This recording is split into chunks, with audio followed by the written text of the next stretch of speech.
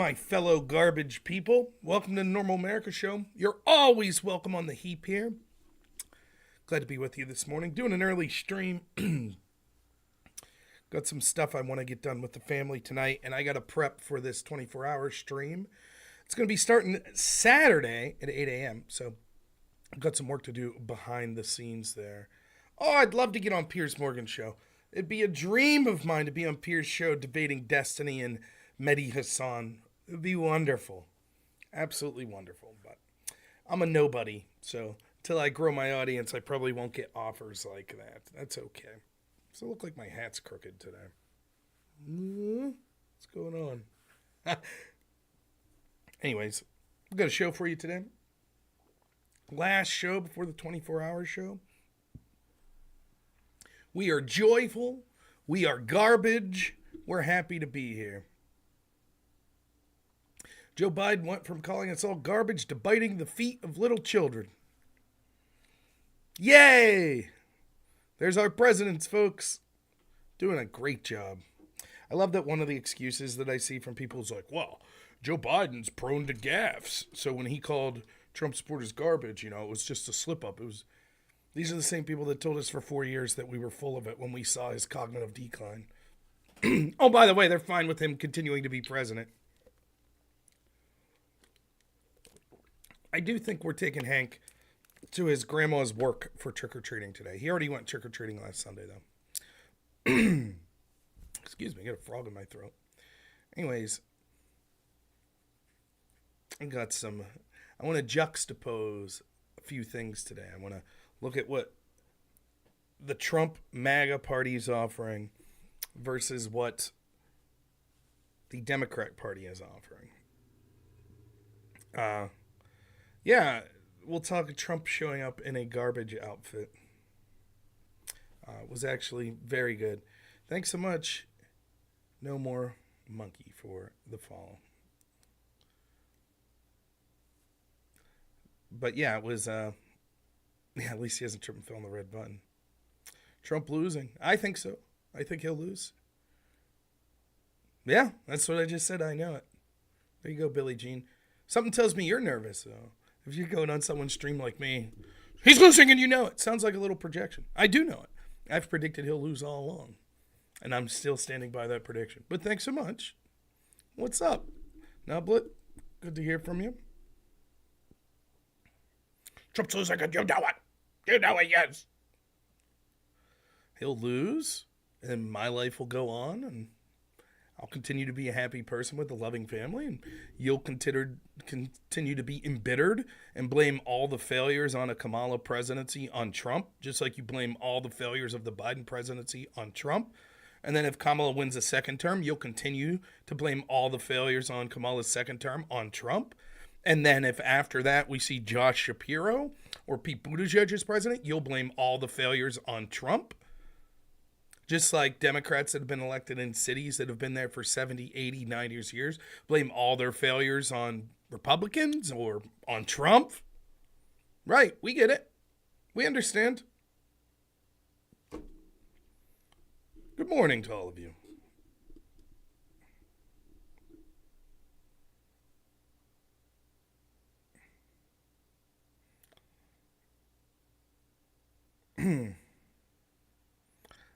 I did see that a little bit, Tricky Nixon.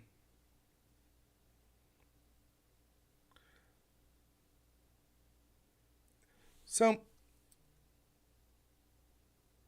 yes, Trump's to blame. There you go. You see, that's the average level of a poster that comes in here.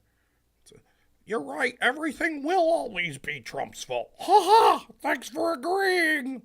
Yep, you got it. Well, at least they're honest about where they'll go with this. Coffee with me. I'm not a huge coffee drinker. I'm no Scott Adams. So, where to start? Let's start with the positives. Trump dressed like a garbage man yesterday, getting in a garbage truck, answering questions from the press. Vivek also actually working as a garbage man for a brief amount of time, throwing garbage in the back of the truck, also dressed No, I didn't see that wise guy veto. Workshop my Mickey Mouse impression. That was just a lefty impression. Mickey Mouse would be like, "Ha hi." That's more like Goofy. I'm not good at impressions.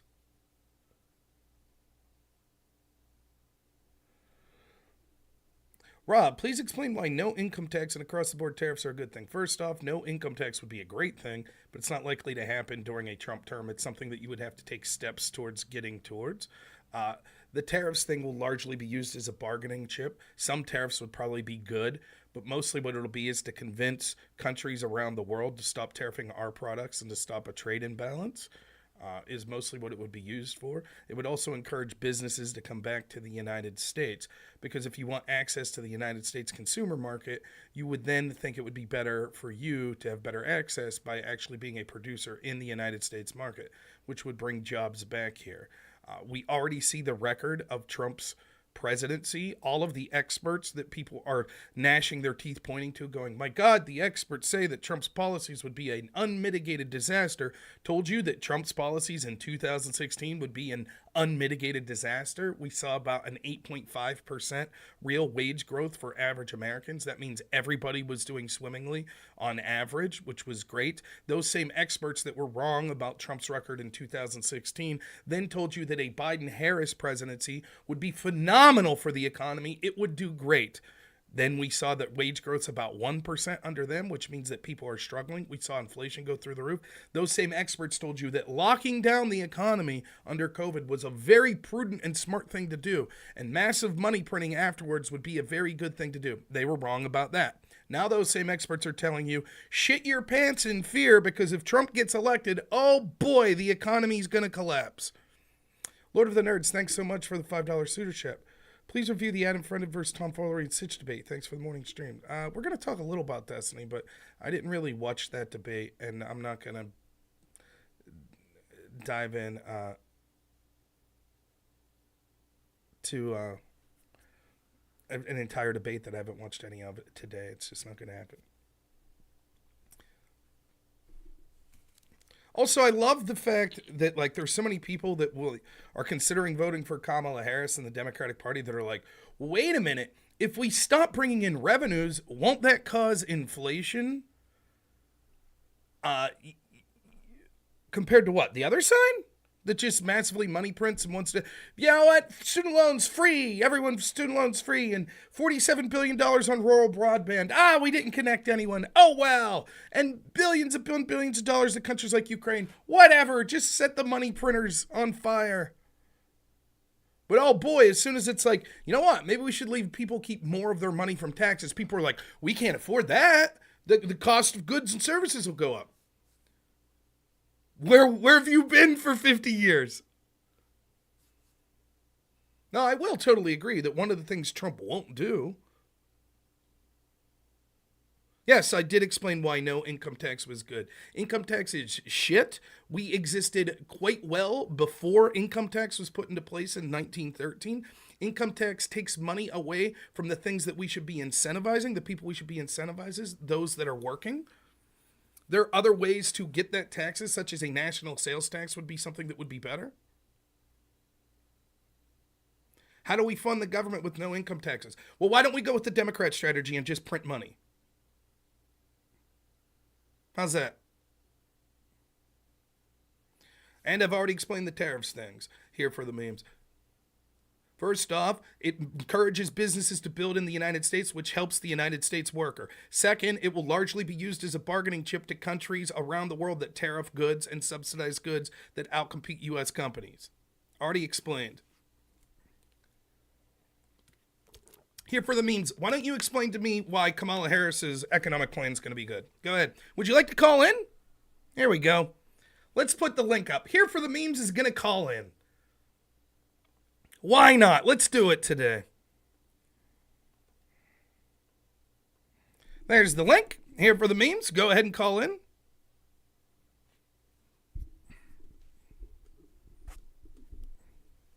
Thanks so much, Damien, for the super chat for $2. Holy shit, a wild morning Norb Pierce. Thanks so much.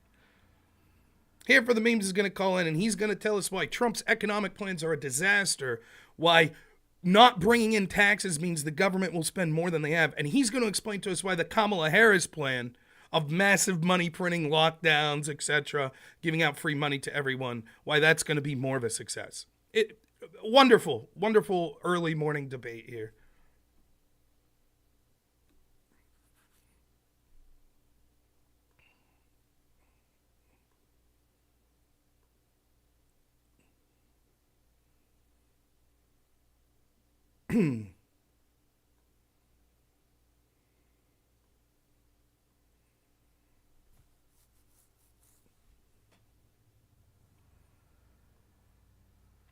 Anyways, as we wait for this person to find an excuse to not call in, we'll proceed. So, yeah, Trump, yesterday, taking advantage of the fact that the Democratic Party thinks that everyone that won't vote for them are garbage. And make no mistake, that's what they believe. Now, I've seen the Democrat. First off, they deserve no grace. They're the same people that told you Trump said to inject bleach. They're the people that told you that Trump said that Nazis were good people. That's why Joe Biden claimed that he ran in 2020. Joe Biden continued to push the fine people hoax even after, almost immediately after, the assassination attempt on Trump. So they deserve no grace, where we're supposed to now all of a sudden, oh, actually, there's an apostrophe in there. It's a joke. We all heard what he said. Now, they demanded that Trump apologize for comedian Tony Hinchcliffe's statement and condemn what Tony Hinchcliffe said. Let me ask you this. Has Kamala Harris condemned what Joe Biden said? Has she? Because Trump's team put out a statement, and many Republicans put out statements. We condemn what Tony Hinchcliffe said.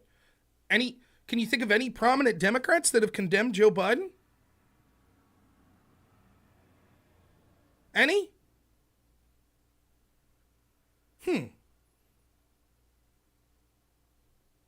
If you don't know what Tony Hinchcliffe said, you're too far behind the news cycle for me to go explain it.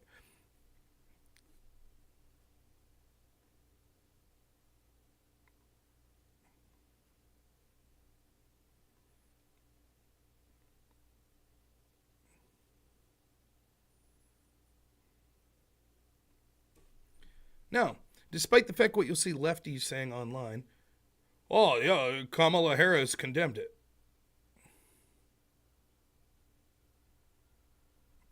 Are you serious? Trump 2024? Can you believe? I'm not making fun of you, but do you in the audience, can you believe that there is someone in the audience right now that's interested enough in politics that they're watching this show on a Thursday morning who knows some of the jokes Tony Hinchcliffe told, but is unaware, somehow, I guess, hasn't seen anything of the news cycle this week? That he's unaware of the Puerto Rico joke of Tony Hinchcliffe?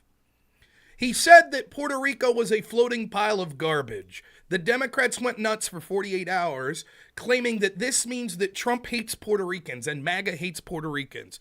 Trump people came out and was like, of course, we condemn this joke. Trump loves Puerto Ricans. You can go listen to the joke yourself if you want, but I don't know. Then 48 hours after that, if you've missed this news cycle, I guess I'll recap.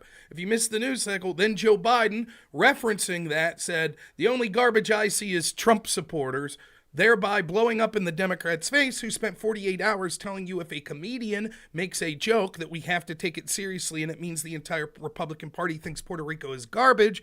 But when the president of the Democratic Party and of our country says that the people that vote for the other guy are garbage, well, we have to be understanding he's not running for office, etc., etc. Thanks so much. Here for the meme says, I was looking for answers from a creator I respected, not a debate. Thanks, I guess. I remain unconvinced. And I was looking for someone who wanted to have a discussion, but as always is too much of a coward to be able to do so. So I answered your question about tariffs. You didn't like the answer. I want to say something quickly, though, to this argument that I see constantly from people that are criticizing me or questioning Trump or something, or some of the arguments that I'm putting out. Just like we've seen here for the memes. Thank you for being here for the memes, because it's something I've been meaning to talk about, and I forgot. There is nothing that impresses me less than the person that goes, I used to respect you. I respect you. And what you're saying right now disappoints me. I respected you. Fuck you. You never respected me. You're a sack of shit. You're a coward. You won't call in because you're a coward. Now, let me be fair. Maybe not so much for here for the memes. This is a little different. So let me put him aside. Though he's a coward. That's why he's not calling in. But I'll reserve the harshest treatment for these other people. Oftentimes what you'll see, and I've talked about this a lot, when you used to do panels, you have these lefties that will pretend that they like certain right-wingers. This is what they mean. We like right-wingers that agree with everything we say. That we respect. We respect that. We don't respect people that disagree with us. So, for example, you'll see these people that were out there all week saying, Tony Hinchcliffe told a joke. Oh my goodness, this means that Trump and all Republicans hate Puerto Ricans. Get out there to vote, Puerto Ricans. And then when I point out, oh, Joe Biden said that Trump supporters are garbage, they're like, Rob, I used to respect you. Clearly that's not what Biden meant. Clearly I used to respect you, Rob.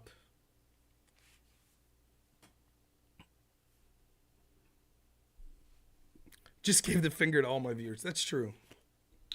You didn't respect me. You didn't. It's a tactic. What am I supposed to, what do you think? Is this what happens with other creators? Oh, man. Wow. I disappointed someone that used to respect me because I'm making arguments for why I favor my side. Oh, geez. Well, hey, guys. Hey, I take it all back. I take it. Don't vote for Trump. You know, there were a couple people that used to respect me, and then I said that I don't think Trump's fascist and all of his followers are garbage and fascist, and that's clearly out of line for me. That's clearly. And now I'm sorry. These people used to respect me, and now they don't. And that respect from some random people, lefties online, means more to me than anything.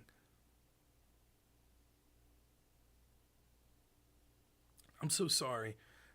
You're right. Trump's a racist. All of his supporters are morons. They're effing around and finding out if they go to Trump rallies. We need to make fun of those that get murdered at Trump rallies by would-be assassins. Yeah, you're right. Yeah, because you used to respect me.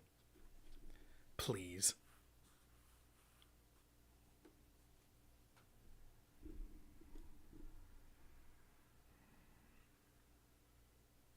Joke.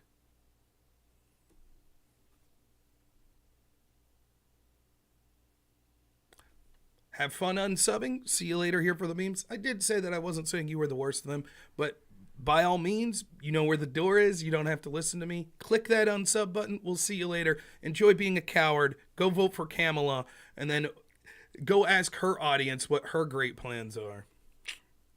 You got her, bud.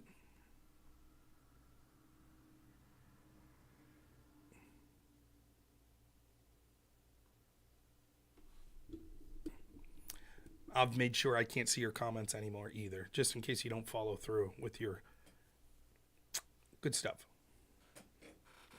Wish you well in life. Here for the memes. I guess he wasn't here for that. Must have just been some like light memes, right?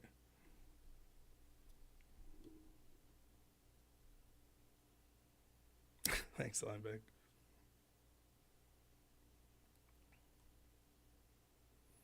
That's true. I'm not showing feet.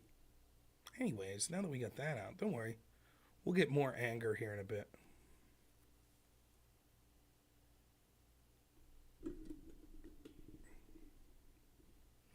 Hopefully, here for the memes decides to vote for Trump.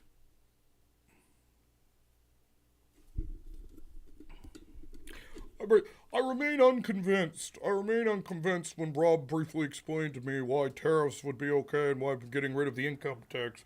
I remain unconvinced. I wasn't looking for a debate. I was looking for a creator I respected. And I remain unconvinced. I'm unconvinced.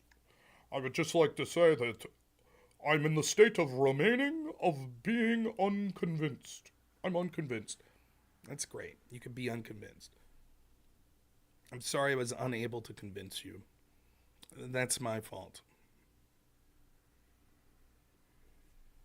Now, While we're on this subject, well, actually, here's something I want to say. JD Vance is supposed to be doing Joe Rogan today. Apparently, it's going to be around 4 hours, they said.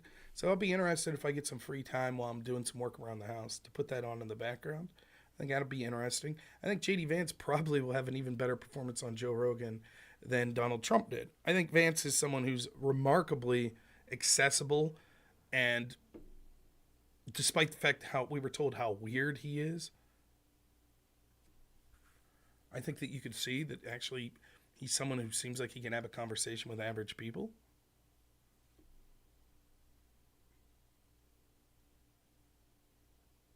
And I think it'll be interesting to hear what he has to say on Rogan's show.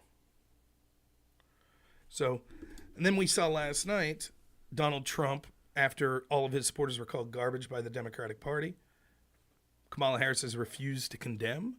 I haven't seen one elected Democrat condemn Joe Biden's statement. All I've seen is them make excuses for it. If you really think that we shouldn't call supporters of the other side garbage, well, then you should condemn the President of the United States doing that. You shouldn't say, well, actually, I don't think that's what he meant. You should say, yeah, you're right, totally unacceptable. The mere fact that you won't condemn him seems to speak to the fact that you're okay with the message, that you're just BSing us when you say, oh, yeah, I wouldn't do that. Now, you might say, Rob, you're being a little harsh on this. Again, remind you, this is the party that told us that Trump said Nazis were good people. Their standards, not mine.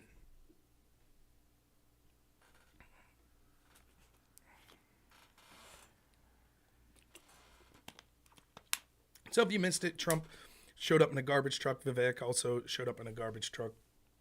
And it's a good PR move. It's very similar to Trump showing up at McDonald's. He's very good at these sorts of things. And Trump answering questions. Let's see if I can find this clip of Trump answering questions in his truck.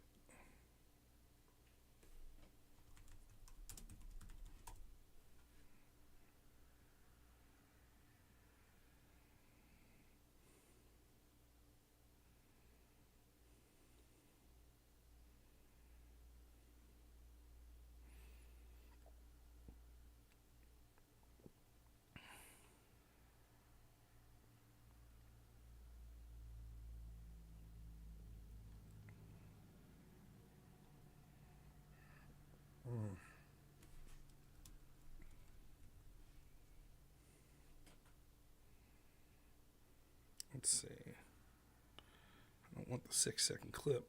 There's like a 3-minute clip.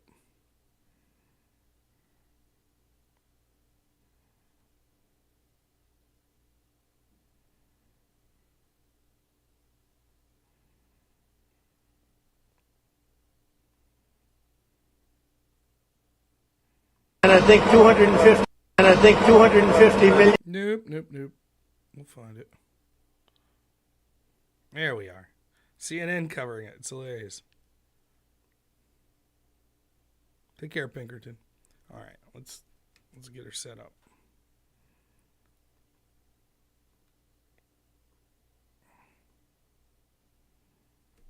Headphones.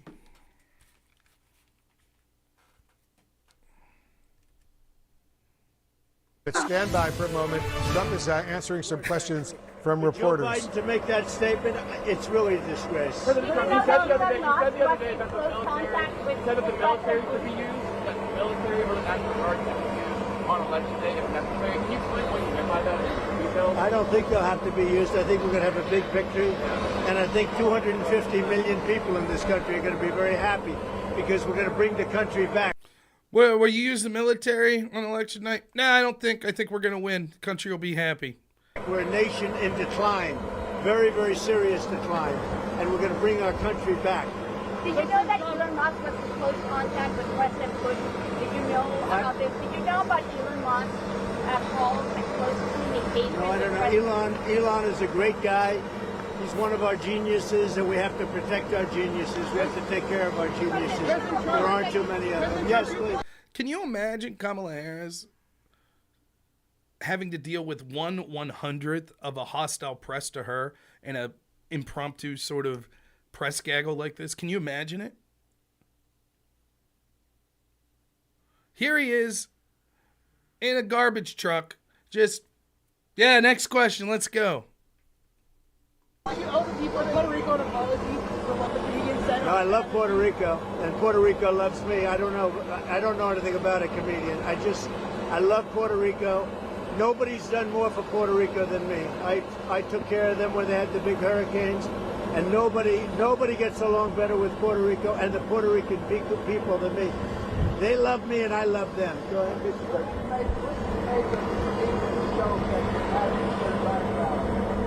What do I want? I don't know anything about the comedian. I don't know who he is. I've never seen him. I heard he made a statement, but it was just a statement that he made. He's a comedian. What can I tell you? I know nothing about him. I don't know why he's there. You put comedians up, and I guess he went on earlier in the show. I don't know who he is. You see how hard they're trying to make it? Now, the same media, they're like, oh, Republicans pounce on Joe Biden's statements. They pounce on his statements. Clearly, he wasn't saying Trump supporters are garbage. Mr. Trump, the comedian, he said all these mean things about Puerto Rico. What do you think of that?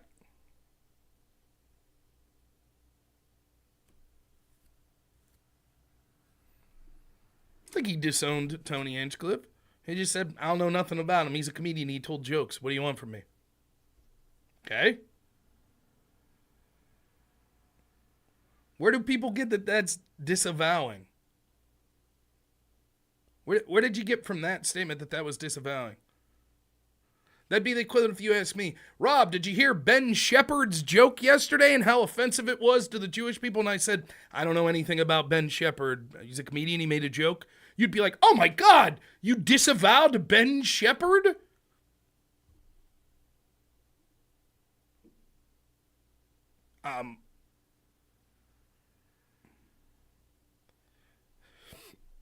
Yeah, my guess is what happens is, and as I said with the Kill Tony thing, that's probably what happened.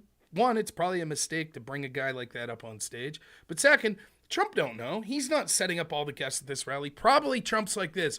I want to get Elon Musk, and I want to get Dana White, and Hulk Hogan's cool. Yeah, let's do that.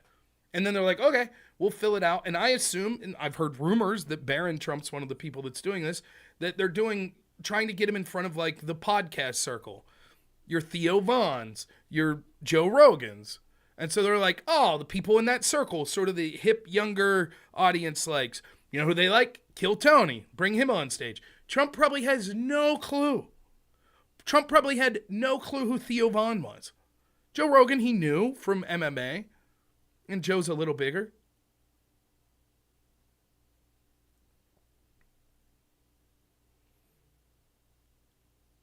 And so it's like, yeah, I don't know anything about him. I don't know the guy. Whatever. He was a comedian they hired. I would assume that's how it works. I don't think, maybe I'm wrong, but I don't think Trump's sitting there like, all right, let's see a list of everyone. We have 6 hours of this rally. So the first person that'll walk on stage is this person. We'll give them 40 minutes. This is the type of things they'll say. Then the next person, I assume he's just like, oh, I'm going to be speaking for an hour. Who's going to be there? Elon? Cool. Great. JD's going to be there? Awesome.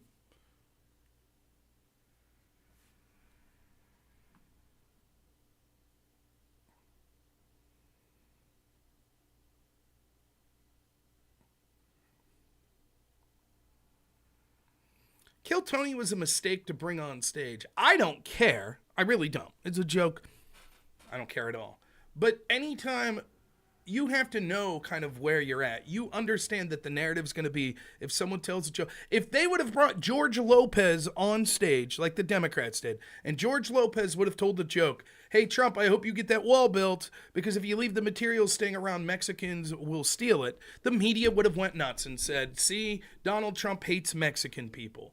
You have to be somewhat careful. Now, they're going to say that about anything anyways, and I'm not going to sit here and give in to the pearl clutchers. Oh, I must disavow. I must disavow.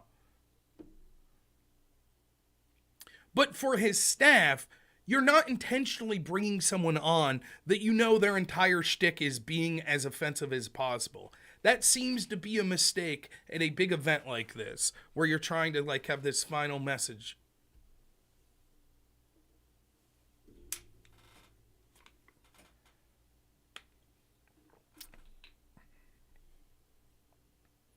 But the media is all over this. So good on Trump for dressing up like a garbage man. Now, despite the fact that I was going off on a specific subset of people, and those are the people that want to come on and say, I respected you, and don't really want to listen to anything I have to say. I'm not satisfied with the answer. And I'm like, would you like to call in? Oh, I can't call in. Those people I have no respect for. But in general, other than people that I'm specifically arguing with on the channel, what does the Trump 2024 platform really represent? How can you have a platform that's embraced by Trump, Elon Musk, Tulsi Gabbard, RFK? They're all going to have key parts in the administration with vastly different worldviews. When we talk about diversity being a strength, what that really means is diversity of thought. Despite the fact that the Democratic Party, which represents our establishment, claims to care about diversity, all they care about superficial diversity, that they could say, we have a bunch of people of different skin colors and sexual orientations and religions. That also exists on the Republican Party. All you have to do is go to the Madison Square Garden event. There were Puerto Ricans there. There were Jewish people there. There were gay people there. There were men and women and young and old. But what really is the diversity of thought in the Democratic Party? Well, there is some diversity of thought. There are the establishment Democrats, and then there are the pro-Palestinian, we hate the establishment Democrats, who are basically, we're just not going to talk about that. For all the talk of Charlottesville and things of that nature, we're basically on college campuses around this country having Charlottesville-type marches every week. Where are the Democrats? Are they being asked? Is Kamala Harris constantly being asked, what do you think about these people on college campuses saying they hate Israel? What do you think about that? No, she's not asked about that. Trump was asked repeatedly over and over and over and over and over and over and over and over and over and over and over and over and over and over and over if he condemned David Duke, if he condemned white supremacy, if he condemned the Proud Boys. Richard Spencer, at one point probably the biggest white nationalist in the country, has embraced and endorsed Kamala Harris. She ever been asked a question about it? Or how about all of these left-wing groups that claim they hate Israel?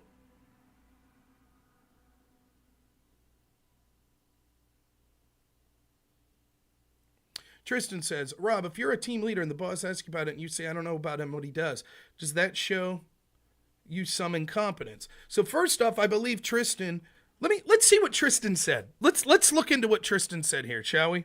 I'm curious. Maybe I'm wrong. So before I say what I'm thinking here, let's check in on Tristan's comments here.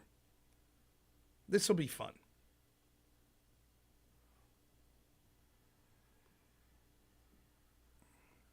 I'm wrong. So all right, Tristan.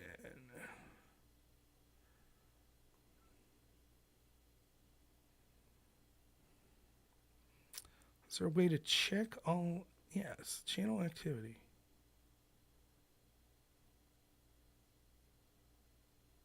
Tristan says, damn, he even disowned Tony, but won't Nick. LOL. So he's sort of criticizing Trump for disowning. I don't care if you're right-wing authoritative. What do I care? So he seems to sort of criticize Trump for disowning Tony. It seems what he did. Damn, he even disowned Tony, but won't Nick Fuentes. So the implication here is, see, there must be, he disowned Kill Tony, but Nick Fuentes he won't. Oh, so he hates Tony even more, or he maybe secretly likes Nick Fuentes more? That's the first thing he says, right? Now we've resorted to, Rob, if a team leader and a member of your team messed up and the boss asked you about it and you say, I don't know him or what he does that show some incompetence? So we went quickly from he disowned Tony to why won't he disown Tony? Now he's claiming he doesn't know him. That's interesting. Isn't that interesting? When you thought he disowned Tony, there was a point of criticism to be mad about it. And then 2 minutes later, you're like, but why won't he disown Tony? Why is he just pretending to not know him? I find that interesting. Interesting. Would you like to explain yourself, Tristan?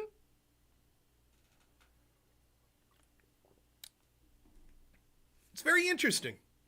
Starting to see a pattern. Trump disavows Tony. Oh, that's bad. Why is he disavowing? That's terrible.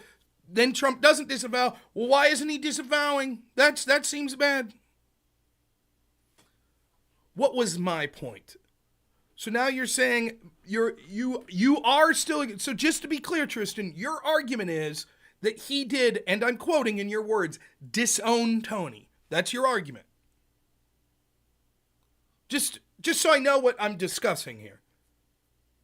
Because if your argument is Rob's saying that he didn't really disown Tony, so in that hypothetical, I have a question, but I personally feel he did disown Tony. Just curious, Tristan. Then I'll answer your question. Do you think Donald Trump disowned Tony Hinchcliffe? As you initially said.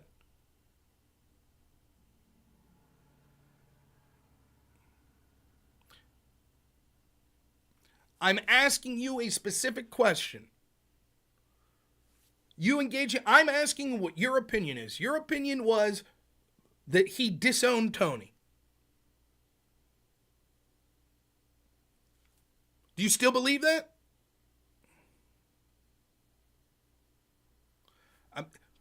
Last chance, Tristan, and then I'm done engaging with you. So I think I'm being quite open with my question. I think it's quite a reasonable question, seeing as how it seems as if there's a big contradiction in what you're saying. I'll ask one more time. Tristan, is it your belief that Donald Trump disowned Tony Hinchcliffe?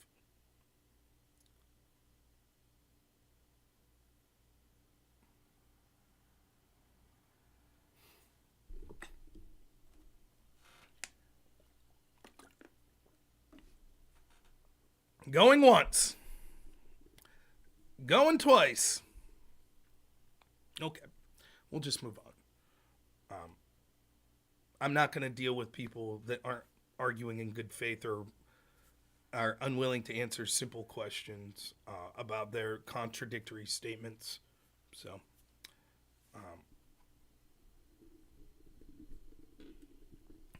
apparently authoritarian right-wingers, in the name as Tristan self-proclaims, also don't have a sense of humor.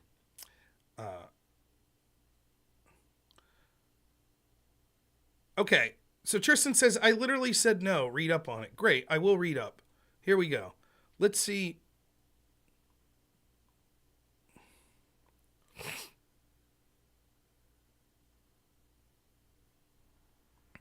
Let's bring up all of Tristan's comments here for you all to see. Now he's saying he said no, he didn't disown him. Cool. Catch you at the gym. Cool. Taking Hank trick-or-treating. Answered. Make another account so I don't lose it. Damn, he even disowned Tony, but won't Nick. That's even worse. Rob, if you're a team leader and your team messed up and your boss asks about it and you say, I don't know him, does that show incompetence? Dude, you know I'm right-wing authoritarian. That was your point. I argued against it. You said Trump didn't know about him. I said it doesn't show incompetence. Also, and no, it was a joke. People always tried to disown Nick. I literally said no, read up on. So I guess you're saying that this here, you saying, and no, it was a joke. People always tried to disown Nick. Okay. So you initially were incorrect when you said he disowned Tony Hinchcliffe. Great. Grand. So we got that. So that's fine. You're at the gym typing. No problem. Get it. Okay. 1. So now you were incorrect when you said that he disowned Tony. So me that was pushing back initially on the few people that were saying, wow, he disavowed or he disowned Tony. That he shouldn't have done that. That's incorrect. He didn't. He said, I didn't know anything about him. That's different than saying, I heard what Tony Hinchcliffe said. I'm appalled. That's disgusting rhetoric. That's not what he said. Great. So he didn't disown. Now the question is, if he didn't know Tony Hinchcliffe, does that show incompetence? Well, this is bad for 2 reasons. 1, in general, no. If I, for example, run a business and we decide to have like 6 or 7 entertainment events, and as the owner of the business, I farmed out to people underneath me to bring in those entertainment options. If one of those entertainment options does something poorly and I'm asked, what do you think about those entertainment options? And I say, I don't know about it, but I respect all the people that supposedly were offended. No, that doesn't show incompetence on my part. I don't think anyone expects the leader of a business to know exactly every form of entertainment that could ever be brought forth to a company party. That is taken to the 10th exponential if you're talking about a guy running for president of the United States who's doing 3 to 4 events a day. I don't think that it is reasonable to infer that he must know every single person that's going to be on stage at every single one of these rallies he's doing. I think most people would find that to be outrageous to think that that was the case. I don't think we would hold any presidential candidate to that standard whatsoever. So, in general, the answer to your question is no. I don't think that it shows any incompetence whatsoever. I'll ask the audience, do you think it shows incompetence that Donald Trump, if there's even one person that he brought on stage at any of his rallies in the dozens of rallies he's done in the past month, if there's one of them that Trump didn't know, would you say that that proves incompetence on Trump's part? Tristan seems to think that that would suggest incompetence. So if you think that would suggest incompetence on Trump's part, if he didn't know even one of those people, please type a 1. If you think that that is ludicrous, that it wouldn't show a level of incompetence, please type a 2. And we'll see. We'll see here. Maybe more people agree with Tristan than I think.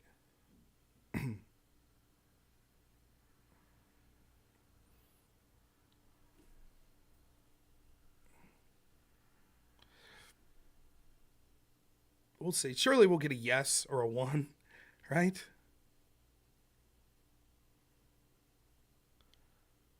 Well, Tristan, it seems like you're the only person with that opinion. I would think that it's an open and shut case. There we go. Rothbardy says maybe a little. There we go. There we got someone who sort of agrees with you.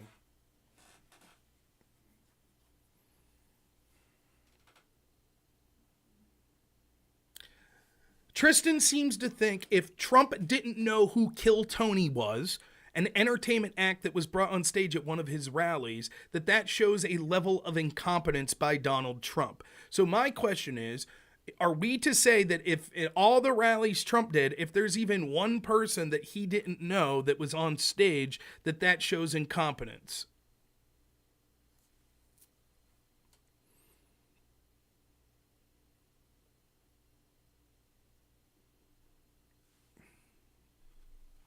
Okay. Tristan, would you say that you think these people are all wrong? That it does show a level of incompetence?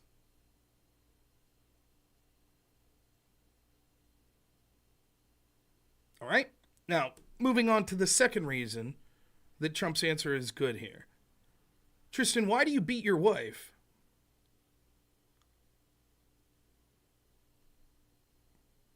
You're at the gym right now. Do you work out so that you could beat your wife? Is that what you do?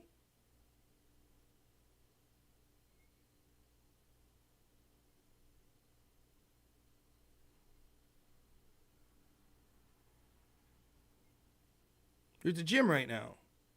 Is it that you're working out so you could beat women and beat your wife? Why won't you answer? Why are you hesitating? Because you enjoy it.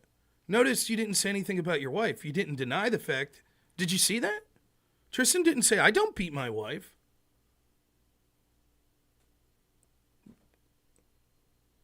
That seems odd. Why wouldn't you condemn that? If someone asked me if I beat my wife, I would immediately say, of course not, I don't beat my wife. But Tristan didn't say that. I mean, that to me, it seems suspicious. That's all I'm saying. Now, every time, Tristan, you come on the channel, I'm going to ask you why initially you didn't condemn the fact when I asked you if you work out so that you could beat your wife and you didn't say you don't beat your wife. I'm going to ask you once more about that. How long do you think it'll take before you get frustrated with that? Do you think at some point you would think, this is clearly bad faith on Rob's part? This is clearly bullshit? I think that's what you would think, and you would have every right to think that. There's no evidence you beat your wife. It's a bullshit question designed to smear you. That's what it is. That's what it's like when Trump repeatedly gets asked to condemn racism by a mainstream media that literally will forgive everything that his opponents do. So what's Trump supposed to do? Give oxygen once more to this comment. Oh yes, Tony Hinchcliffe, he told this joke and it was remarkably offensive. My God, I condemn as strong as possible Tony Hinchcliffe. Do you think Kamala Harris is going to be asked to condemn Joe Biden? No, of course not. Her statement, oh no, I like everyone, will be more than enough.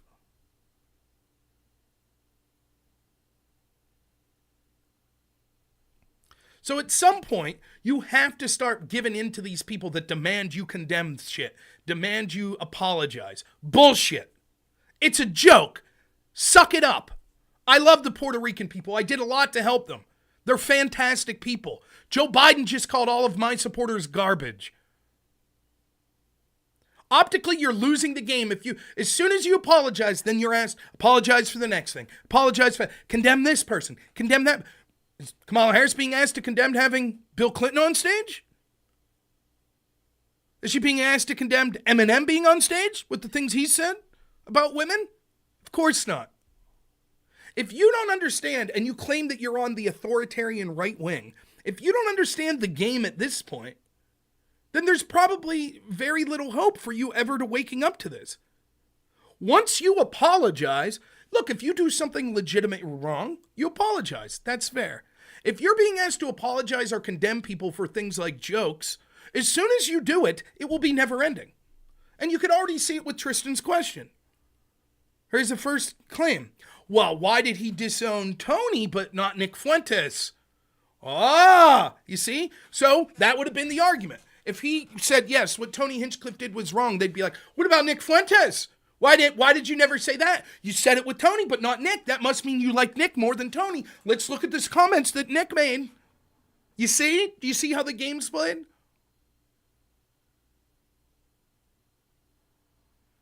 That's the problem. Now, just to be clear, I don't think Tristan beats his wife or anything like that. I don't think Tristan's a bad person. But I'm just making the point to illustrate why those sorts of, we demand you condemn, we demand you apologize is garbage. Now, if you do something that's worthy of apology, so be it. If there's something that's worthy of condemnation in your heart, then condemn it. But don't give in to a mob.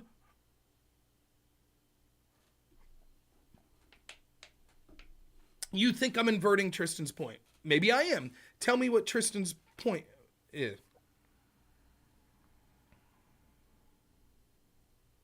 I remain unconvinced. I hear you. Now, after I've shit on people, I like Tristan, by the way. I don't think he's going to say, Rob, I used to respect you. I'm just saying I disagree with the premise of the sort of point that he's making here. One, I don't think it shows incompetence on Trump's part. And second, I totally understand why it would be stupid for him to say, yes, I know Tony Hinchcliffe. I strongly condemn him for his joke. Trump's statement was pretty good. I don't really know the guy. He told a joke. He's a comedian. What are you going to do? I love the Puerto Rican people.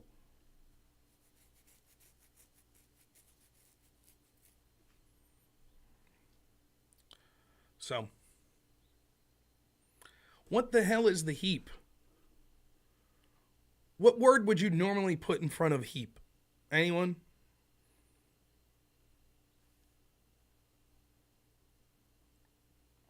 Maybe it's a term that I use. My point is his staff messed up. Wow, that's a hell of a way to go from why did he disown Tony and not Nick Fuentes to do you think it shows incompetence on Trump's part to I think his staff messed up. Something that I said right out of the gate. Yeah, if you're his staff, you probably don't bring an insult comic like him on. Yeah, God save it. I always heard the term garbage heap. And seeing as how Joe Biden and the Democrats think we're all garbage, you could join us on the heap, the garbage heap. Smoking heap? Ooh, sand heap? I've never heard the term sand heap. See, there you go. My Yinzer ass being from around Pittsburgh, probably using phrases that other people did.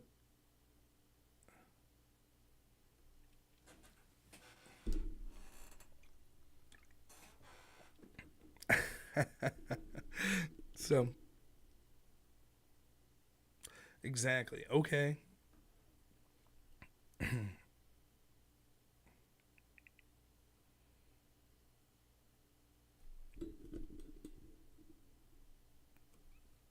Yeah. I was trying to be clever with the term garbage heap. That's all.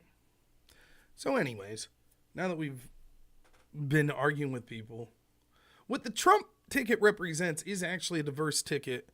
And for me, it's very simple. It's the fact that we have institutions that are no longer accountable to the American people. I talk a lot, and if you watched the show yesterday, I talk a lot about corruption at institutions like the FBI.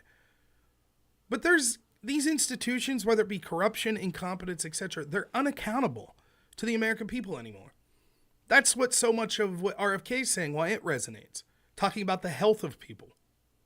Do you really think that the institutions in this country have the health, that are dealing with sort of the FDA and other organizations like that, have the health of Americans as their foremost priority?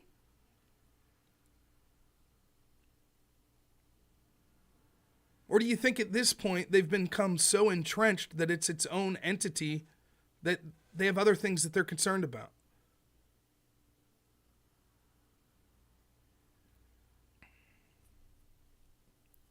Same with foreign policy establishment. You think?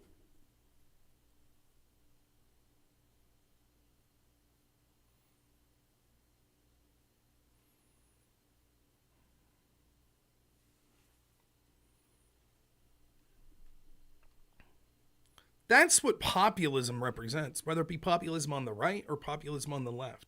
Accountability to the average citizen, regardless of what your beliefs are. If you're Christian, if you're Muslim, if you're atheist, if you're straight, if you're gay, if you're white, if you're black, man, woman, whatever. You deserve to have a government where your voice could be heard. That doesn't mean you always get your way, but you at least at a minimum want to know that there's a potential for your concerns to be heard and addressed by the government. We don't have that in many of these institutions. For example, 80-something% of people think that we should have same-day voting with IDs. It's not even on the table. It's not even close. There are things that large portions of this country agree with that I don't. It doesn't mean that we have a pure democratic system where if 51% of the people vote for something, that's the way it is. But there has to be some middle ground where your representatives and the real agencies that run this country, many of them unelected bureaucrats, have some sort of accountability to the American people.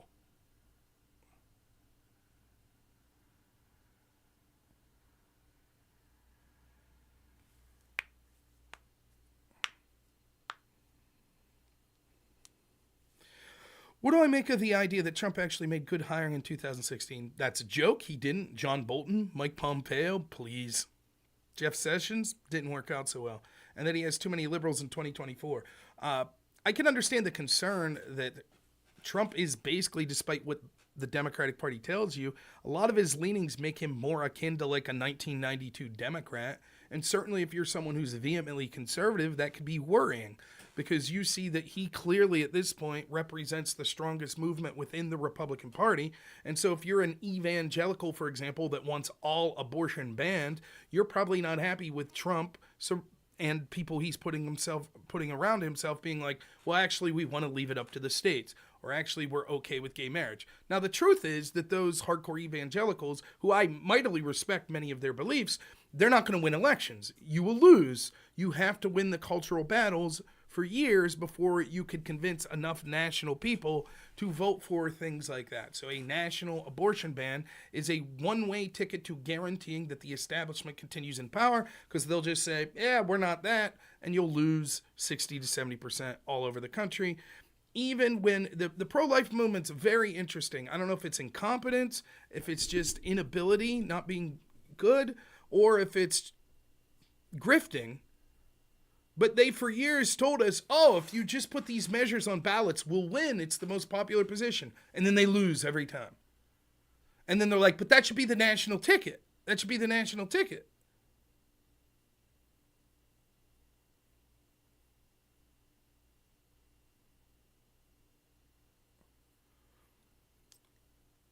But yeah, certainly Trump, like, here's something I'm fiscally conservative. Trump blew the shit out of the budget. I'm someone who doesn't like when we're bombing other countries. Trump bombed Syria. I'm not a total pacifist. There are reasons for it. So certainly you could say, well, he put RFK there. He put Tulsi Gabbard there. These are left-wing people he's surrounding himself with.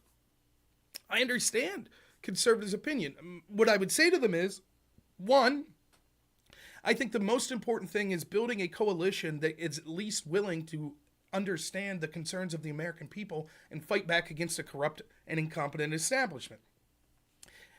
And that corrupt establishment is so powerful that you're going to have to take allies from places that you traditionally wouldn't.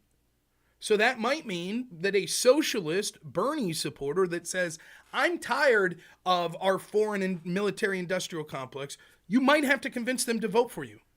I don't think that means that all of a sudden you become a rabid socialist, but you may have to be willing to give people a seat at the table and at least hear out what they're talking about.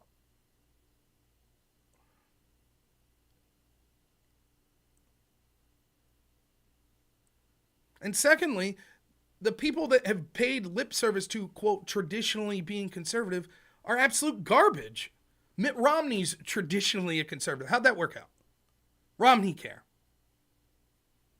Who did Trump put around himself in 2016 that was good for traditional conservatives? John Bolton? Mike Pompeo? Mike Pence? What did they do? What did they do for years? What were the big conservative movement victories before Trump? Well, let's see. They ran on repealing Roe v. Wade. They were unable to ever have any inroads into that whatsoever. Trump got it done. They ran on repeal and replace Obamacare. Granted, this is partially Trump's failure as well, but many of those traditional conservatives won Congress, the House and the Senate in 2016. They did nothing. Was the culture shifting back when we had traditional conservatives? No, it was becoming more and more radical. There's been more cultural movement against the excesses of the woke left since Trump ran in 2016 than we saw in the years before. Sure, Tristan, yeah.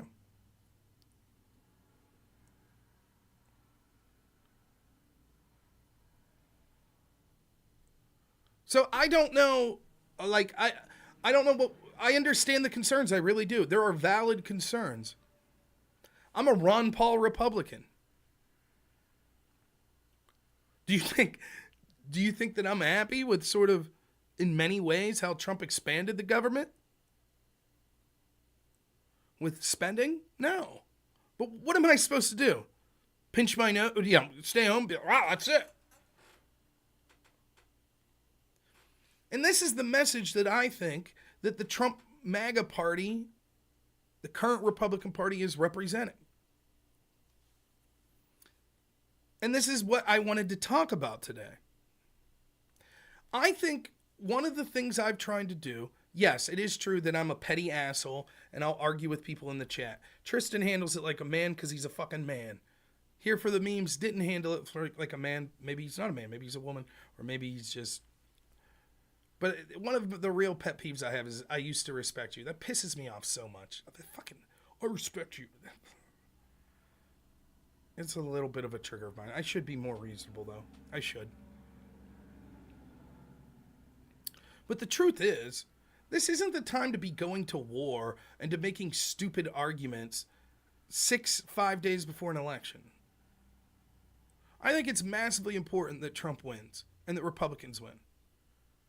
Deep down, I know if Trump and Republicans win, they're not going to fix all the country's problems. Hell, they might not do anything considerable to fix the country's problems. But I know they're not going to exacerbate them as fast as a Kamala Harris and Democrat victory will. So right now, my goal is to get Trump elected, to get Republicans elected. Let me give you an example. On my show Saturday, my 24-hour show, one of my guests is going to be Glenn Thompson, who is my representative. Glenn Thompson has signed off on the legislation that I'm not a fan of. Do you think that I'm going to rip into Glenn Thompson on this stream? No. Why? Because right now it's time to come together and try to get Trump and Republicans elected.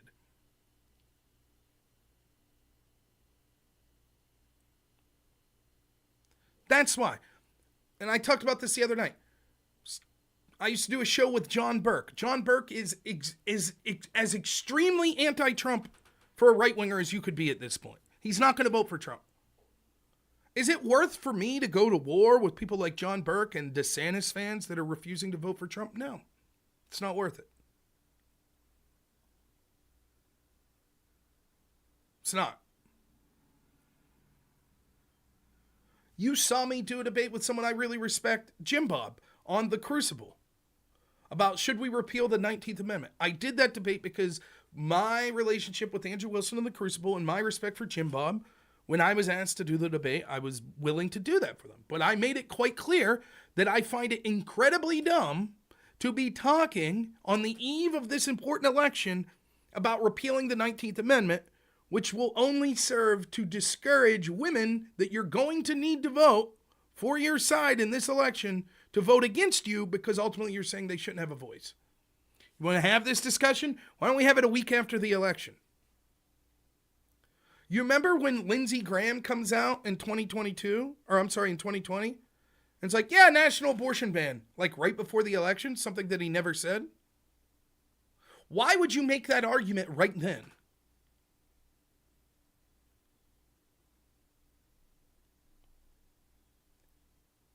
The focus needs to be on trying to make the tent as big as possible for the sake of winning this election. Not lying to people.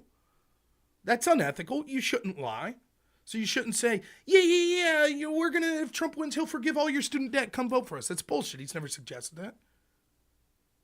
But you should make the argument as convincingly, as honestly as possible to everyone you can as to why it's important to go out and vote for Trump and the Republican Party. I would talk to a black nationalist who I would vehemently disagree with their worldview. And I would be able to explain to them, this is why I think you should prefer Trump.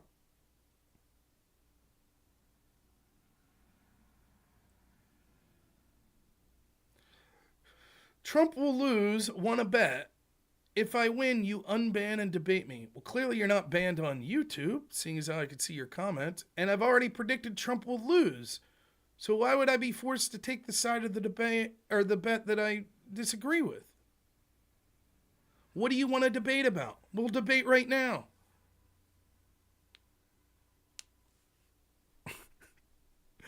What, are you banned on my Discord because you've done something dumb?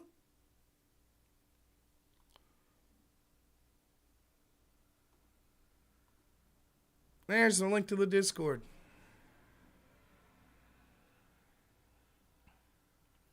Call in and debate. Let's do it. We got an hour.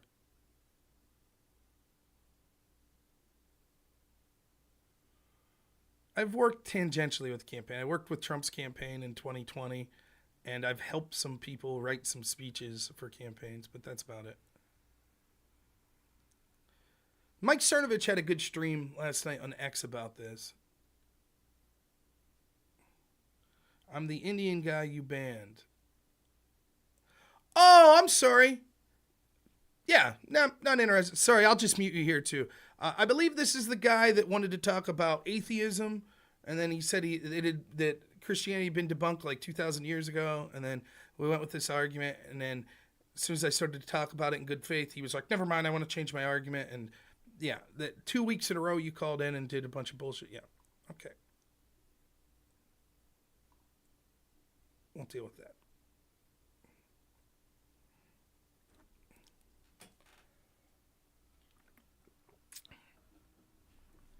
That's the point. And I think that Trump's trying to represent that, right? That he's out there, he's trying to be like an everyman.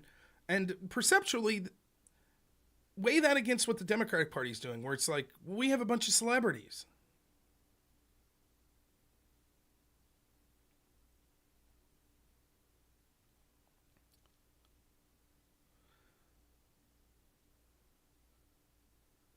So that's what I'm trying to do, particularly Saturday. That's what the goal is. And it's something that I've tried to do for a while now. It's why you've seen me reaching out to people like P.F. Jung, Sitchin Adam, people that are on the fence.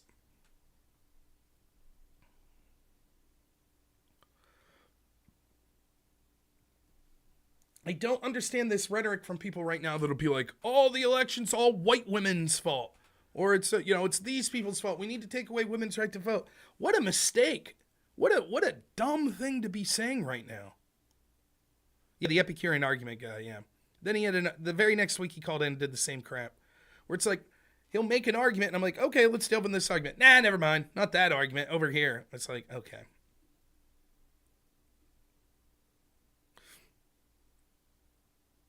Super chat, Drew the Dogman, thanks so much for $2. Says, I want to call in during the 24-hour to debate something. No, I'm not going to debate people on the 24-hour show. The point of the 24-hour show is to encourage people to get out and vote. So no, I will not be giving space to people that want to debate issues. Sorry. Calling to debate now.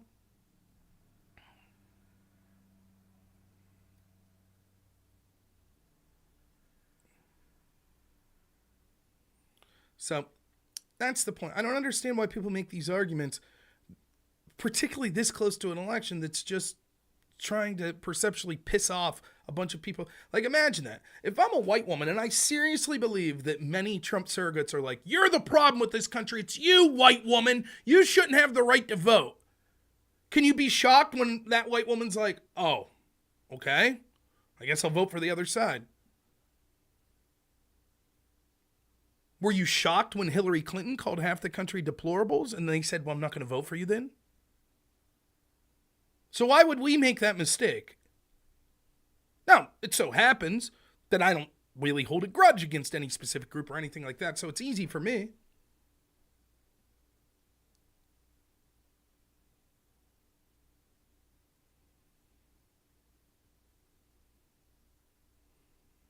So I just don't understand it. And you see these big influencers, I'm not going to get into their names, but the big right-wing influencers, and they constantly are putting stuff out like this, and it's just like, I just roll my eyes. I'm like, okay. They're not going to vote for the other side anyways. Again, this is a dumb argument. What percent of white women are voting? Your argument is, this is what it's the logical extension of the argument. You could go ahead and shit on white women because all white women are going to vote for Kamala Harris. If that's the case, the election's over. Trump loses in a landslide. The truth is, Arterum, you know, and I know, and everyone watching knows that no, there'll be a significant proportion of white women that vote for Trump. There will also be a significant portion of black men that'll vote for Trump. There's also going to be black women that vote for Trump. There will be Muslims that vote for Trump. There will be gays that vote for Trump. There will be atheists that vote for Trump. There will be legal immigrants that now have voting rights that will vote for Trump. No, we shouldn't repeal the 19th Amendment. And again, like, I don't, like, just absolutely amazing. Absolutely amazing. Like, I'm constantly, I don't know, maybe I just have different priorities, maybe, like, but how could you listen to me say this, Jack of Trades, and then literally be like, yeah, Rob, I totally understand what you're saying. It would be stupid to be telling women not, but seriously, should we tell women that they shouldn't be able to vote? No! And we shouldn't be asking that question right now, Jack of Trades, anyways. That's sort of the point of what I'm saying. So yes, I vehemently disagree with repealing the 19th Amendment, and I feel I made that argument quite articulately when I talked to Jim Bob. The point I'm trying to make is, even if you think you should repeal the 19th Amendment, it's stupid to bring up those points and ask those questions now. And then even people that I think are some of my best fans can't help themselves. In chat, they're like, let's say that I thought the answer was yes. Now I'm sure, now Jack of Trades has just put me in this bind. I either have to lie and say no, which is shitty to make me lie, or I have to go against everything that I just talked about and say, yeah, actually, I think women shouldn't have the right to vote. Yeah, but we should just keep it secret so that it could be clipped ad nauseum and put out there. Rob's a fucking idiot. He just did a show saying things like this would be stupid, and all it took was one prompt from one person in his chat to totally go against everything that he just said. The thing that frustrates me the most isn't the lefties that come in and they're like, oh, we want to talk about Puerto Rico, we want to talk about this. It's the people on the right that keep self-sabotaging us in the very ways that I'm talking about.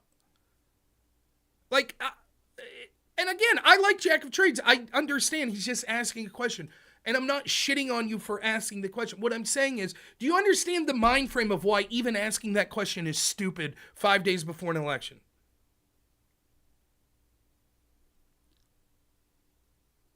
Drew the Dogman, thanks so much for $2 super chat. Cool, we could rub out Trump and shit on Harris. Right. Our core Oak says, you brought the topic of the 19th yourself. If you didn't want to brought it into the conversation, you should have brought it up. Right, what I was talking about was, it's dumb to have these conversations right now. And you saying, I mean, I don't know what to say. Our core, apparently you're not very bright. So if I would say to you, hey, it's stupid to talk about, I don't even know, I can't even come up with an analogy. It's stupid for the people that are out there saying we should tell women not to vote. And then someone says, we shouldn't be talking about this stuff before the election. So our core's argument, I guess, is this. I can't say that that's stupid because once I say that that's stupid, then people will say, but shouldn't we? To which I then have to answer. And so therefore I should have never said anything and allowed the big influencers that continue to say women shouldn't have the right to vote to say it. And if I address and say, I think that's stupid to talk about, then I've opened up the avenue to people asking me, do I think that women should have the right to vote? That's our core's argument here. Brilliant. It's an absolutely brilliant argument.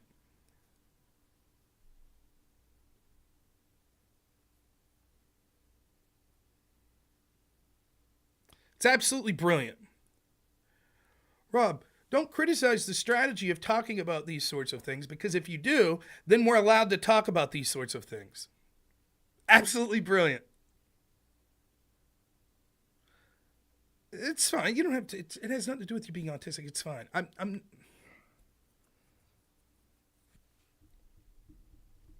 I don't know. You don't have an interest in clipping anything, but others do.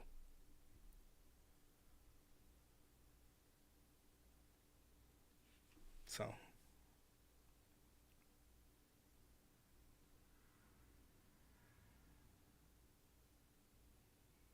Sure, Hardcore Oak, you call in. I just want to let you know I'm about to rip into you. But you go ahead. If you want to call in and talk about this even further, feel free. You can call in and we'll talk about it.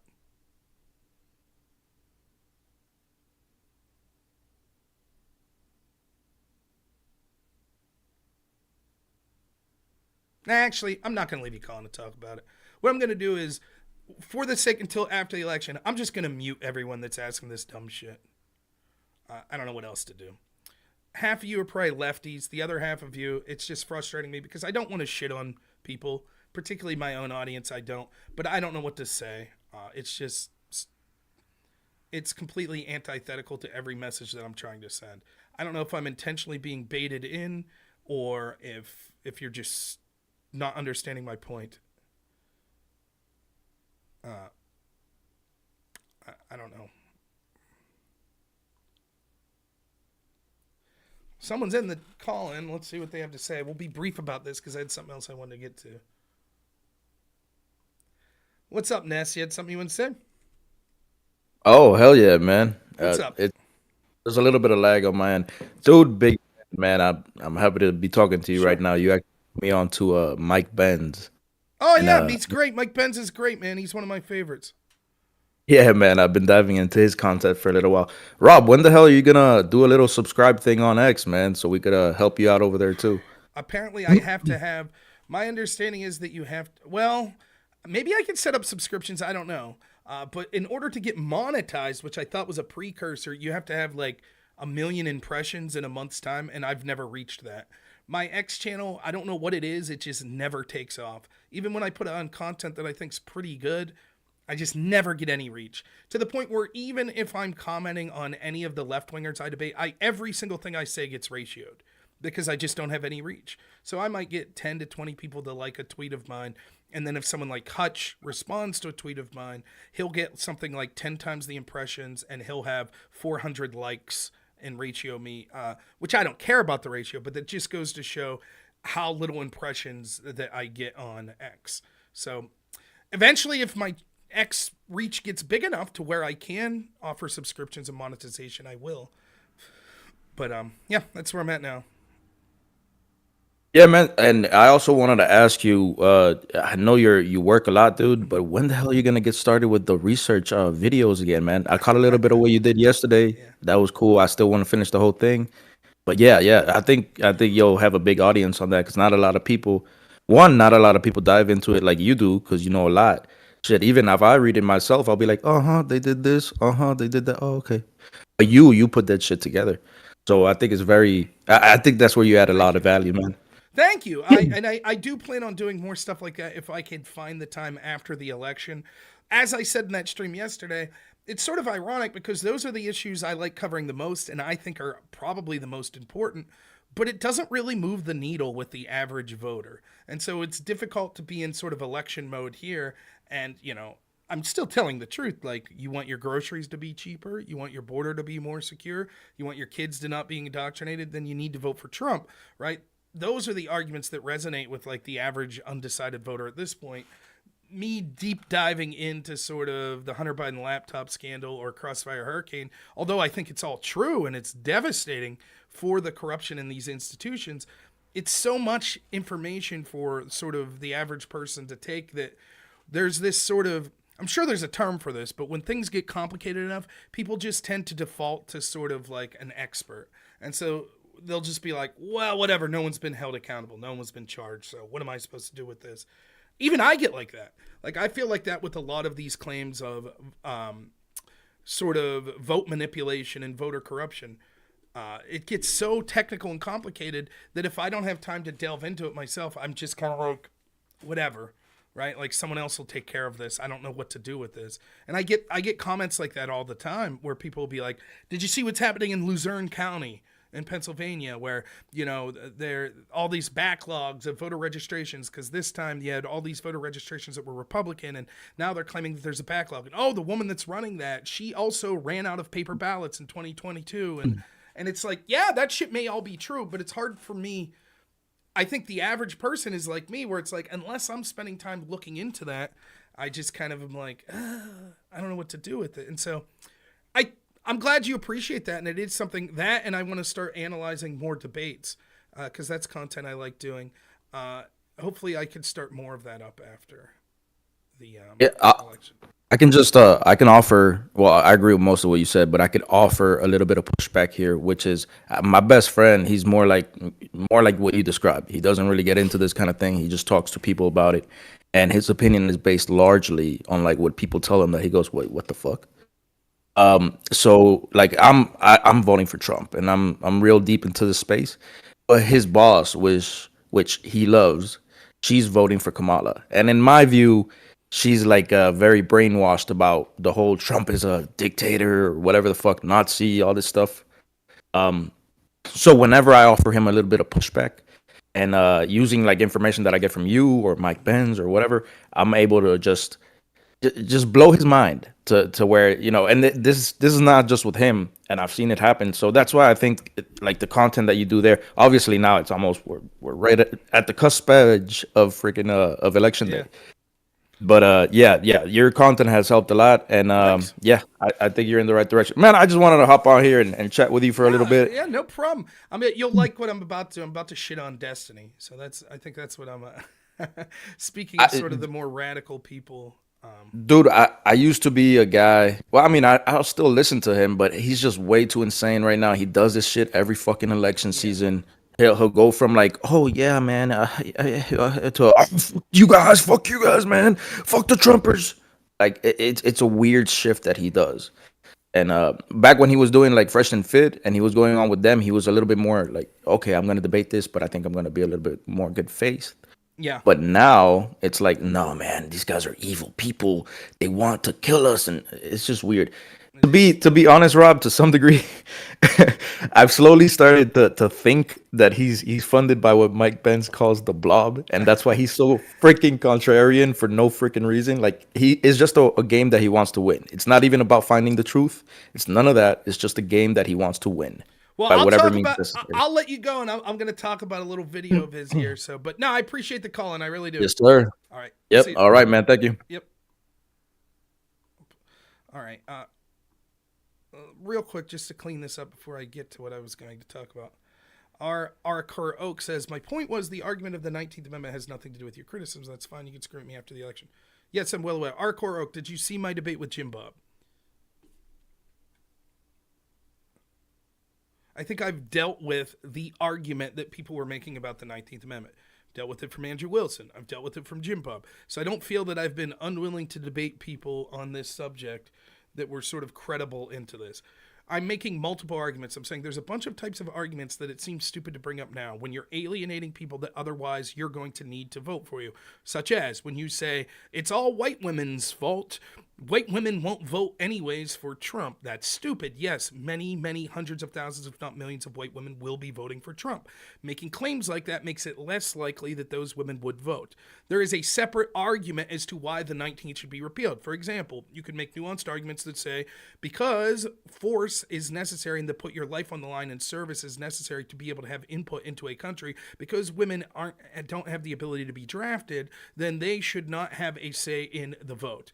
You could make arguments like that. I'm well aware that there are a bunch of nuanced arguments that are all absolute and total dog shit as to why we should repeal the 19th Amendment. I'm making a more meta point why, even if you believe that, it is absolutely fucking brain dead to bring those arguments on the cusp of an election that you claim is so important, knowing that you're going to need hundreds of thousands, if not millions of those people to vote for your side, and you're basically telling them, and by the way, once you vote for us, we're going to tell you to eat shit, and you will no longer have an opinion. So we're begging for your vote today, only to tell you that we don't want your vote into the future. That's really stupid to say. I don't understand what's difficult for that to understand. You could firmly believe that we should repeal the 19th Amendment. You're wrong. I will argue with you why you're wrong. My point is, why are you bringing it up now? And when I say bringing it right, and Bobby C says, why are you bringing it up? And there's the paradox. So I say it's dumb to bring it up. Then my own audience goes, but what do you think? Shouldn't we bring it up? And I say, no, I just told you it was dumb to bring up. And then Bobby C says, but why are you bringing it up? So I have two choices, which is to ignore my audience that I respect because they're so fucking stupid, they keep bringing it up, the certain people that are, or to address it so that others in my audience could say, but why are you addressing it? Why are you bringing it up?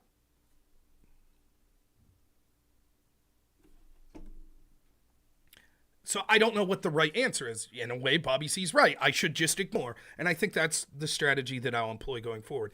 But I have this quirk where I can't help but address people that I see that are sort of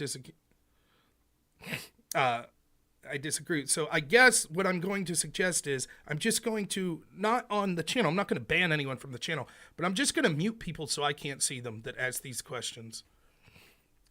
Because I don't know what else to do. That's it.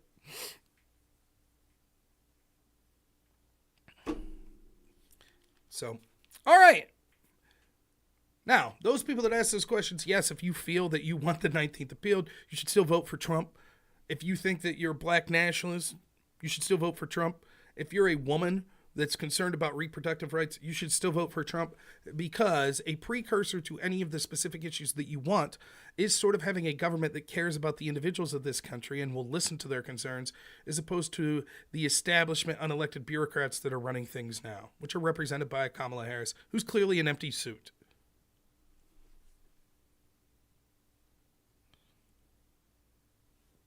So I'm willing to talk to anyone from any group as to why they should vote for Donald Trump. That's, to me, what the Trump campaign represents. When you see, to me, I think that's one of the appeals of RFK joining. The fact that someone like RFK, who's going to be diametrically opposed to a lot of the Trump opinions, is willing to join on to a Trump camp, to me it represents, because there's this sort of hopefulness that's like, can we finally get people in there that, even if they have differing beliefs, are all coming together to go against this blob, this swamp, this corruption of these institutions. If you're someone who says, but Trump, I'm for Medicare for all, and Trump won't be for that, that's absolutely true. But the truth is, you're never going to get Medicare for all if you keep voting for the Democrats. Well, rather, you won't get it unless unelected bureaucrats decide that. They're going to lie to you over and over and over again. They don't care. Your voice is meaningless.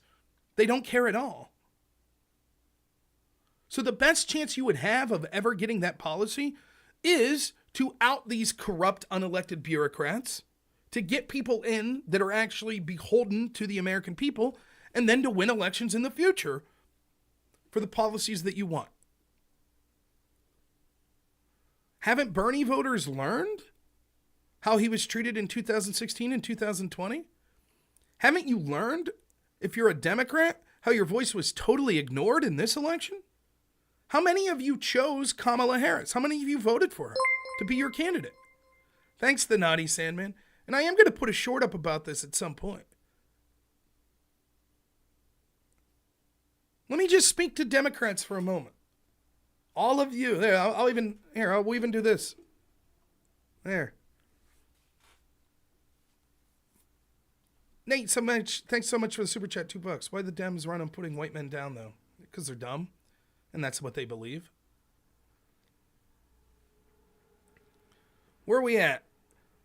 An hour, 27 minutes. Tell my boy Black Elk to clip this.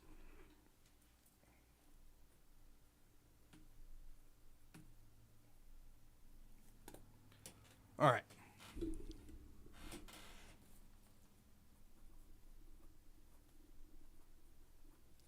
I'd like to speak to people that traditionally don't vote for Republicans or Donald Trump and articulate to you why you should be furious with the Democratic Party and you should repudiate them, even if that means that you can't vote for Donald Trump, which I think you should for the reasons that I'll outline. I think that you're making an immense mistake in backing the Democratic Party at this point. If you hate Donald Trump and you think that he is a fascist and you think that he's a would-be dictator and that he will be an immense danger to this country, ask yourself this. What if Kamala Harris loses? You didn't have any input. And I could say that with 100% certainty because Kamala Harris got 0 primary votes. The reason for this is quite simple. The Democratic Party, they might not like someone like me who's not a member of their party, but it's not me that they really screwed over. It's you, the average voter of the Democratic Party. I don't think that you're garbage. I don't think that you're a bad person. I think you have disagreements with me. I think you're making a mistake voting for the Democratic Party. But I have many friends that are Democrats who I have personal relationships with that I absolutely love. You're not a terrible person just because you're voting for the party that I disagree with. You have your reasons. I'd happily debate with you, talk with you, try to explain to you why I disagree with those reasons. But at the end of the day, people are going to disagree, and that's totally reasonable and fine. But if you really hate Donald Trump, ask yourself this. Why didn't the Democratic Party give you a voice into picking the person that ultimately would run against Donald Trump? Because the person they installed, Kamala Harris, let's be quite honest, we're 5 days before the election. She was the absolute worst person other than Joe Biden to go against Donald Trump. Why? Well, because she doesn't have a charisma or a popular personality on that sort of level of things that would make her popular to independents, that would make her enthusiastic to people that traditionally would vote for Democrats. And we know this because we saw her abysmal performance when it came to 2020.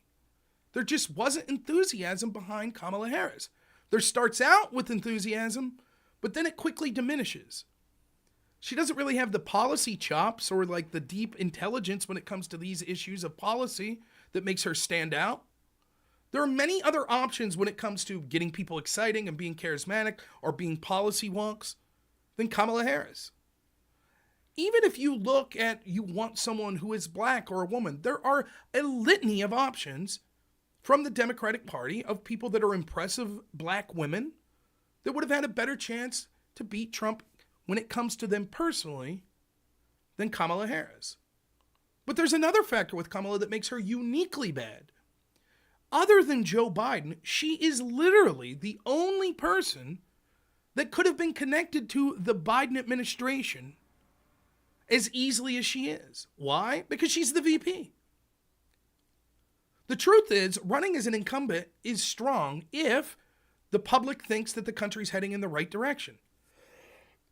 But repeatedly, we could see that huge swaths of this country think that the country's heading in the wrong direction.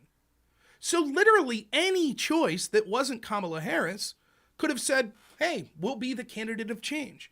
And this is clearly what the Democratic Party wants because they're trying to run Kamala Harris as it's time for a change.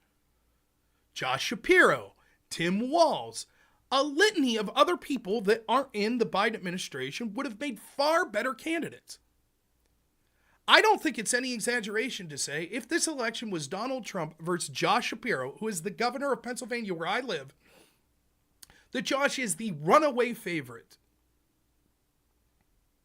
And now you may lose to someone that you think's a dictator. I think you're wrong. I don't think Trump's this evil monster.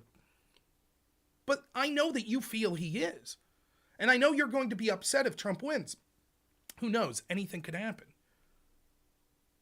But if he loses, how will you feel that the Democratic Party screwed you over and didn't let you have a voice and installed one of the least likely to win candidates against Donald Trump? They didn't lie to me. They lied to you. And why did they lie to you? Because they were afraid you wouldn't have made a choice that they wanted. They're afraid you would have nominated someone like RFK or someone that's outside the establishment orthodoxy of the Democratic Party. And they couldn't have that. So what did they do? They lied to you for years about Joe Biden's cognitive health. They knew there was a significant problem. They knew that even if he was capable to make it through these first 4 years, he would not be capable to make it through a second 4 years. But they lied to you. And they lied to you right up until the point that the primary was done.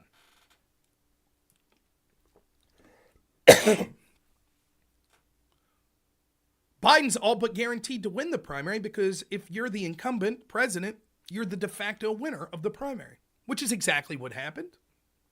Shortly following the primary, they put Biden on stage for a debate where all of America could see his significant problems. And then they all chose to stab him in the back and sabotage him.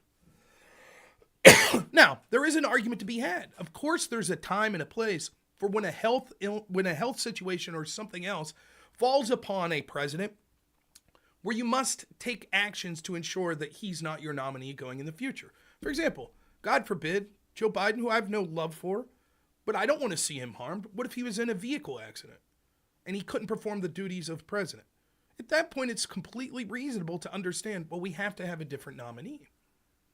But that's not what happened here. It's not as if all of a sudden some illness struck Joe Biden that no one was aware of. The Democratic Party, including Kamala Harris, were well aware of the issues of Joe Biden and didn't disclose them, not to me, which is true, they didn't disclose them to me, the Republican voter or the independent voter, but to you, the Democrat voter.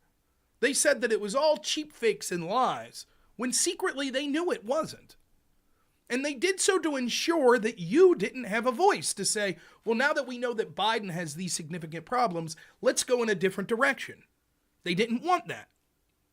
They don't like democracy. They think that the Democratic voters can't be trusted. And so the leaders of the Democratic Party lied to you to ensure that Biden was the de facto candidate. Then they forced Biden out, and then they installed Kamala Harris. And none of you had a say in it. How will you feel after the election if she loses? There are many reasons that I think you should prefer to vote for Donald Trump. The biggest among them is that our government doesn't represent us anymore. The traditional Republican Party didn't represent conservative values. The traditional Democrat Party doesn't represent the values of the people that vote for Democrat.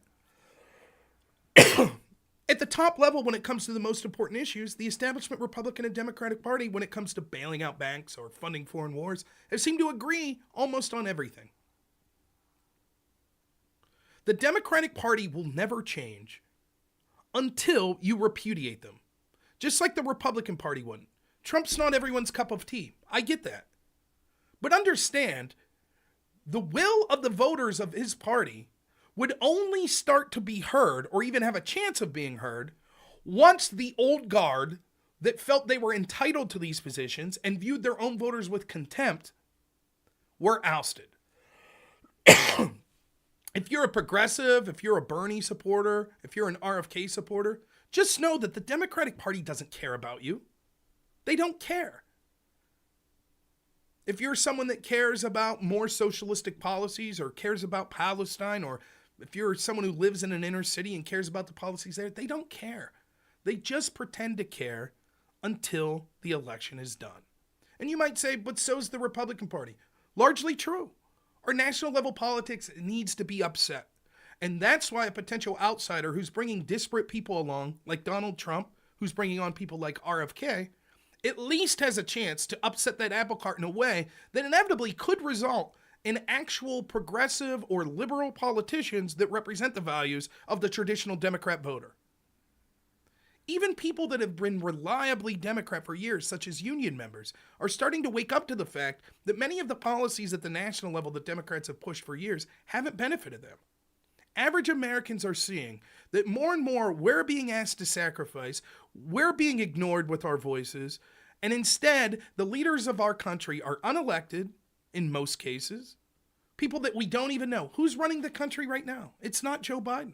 We don't know. And our interests aren't at the forefront of their mind. Their own interest, their donors, interests around the world are more important to them. But even if you can't vote for Donald Trump, even if you despise the man, and there are reasons to dislike him, you have to reject this Democratic Party that felt that you were so untrustworthy that they could not give you a voice. You get to pick the puppet candidate that they've installed. You didn't get a real voice. And if Kamala Harris wins, you're not going to get a real voice in 2028. And you won't get one in 2032, and you won't get one in every election thereafter. The only chance you have of salvaging the Democratic Party is to repudiate this party that feels entitled to power and feels that they cannot trust the people that vote them into office with the truth and to have a voice. And so for those reasons, you should reject the Democratic Party. Vote third party if you have to. Vote Jill Stein. Write in someone that you really respect, but understand that the Democratic Party does not respect you. They don't care about the groups that they claim to care about, whether it be women, whether it be black people, whether it be Muslims, whether it be the LGBT, they don't care. If they cared, they would have gave you a voice, and they didn't. They lied to you, and they installed their puppet, and it turns out that puppet stands a great chance to lose. That's how little they think of you. And it will never change until you stand up and say, we will no longer accept this.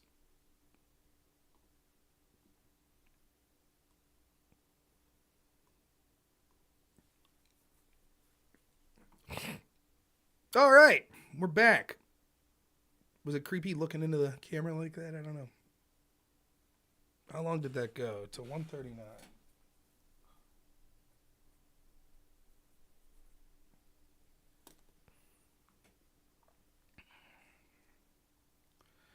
That's the message that we should be, and that's an authentic message from the bottom of my heart.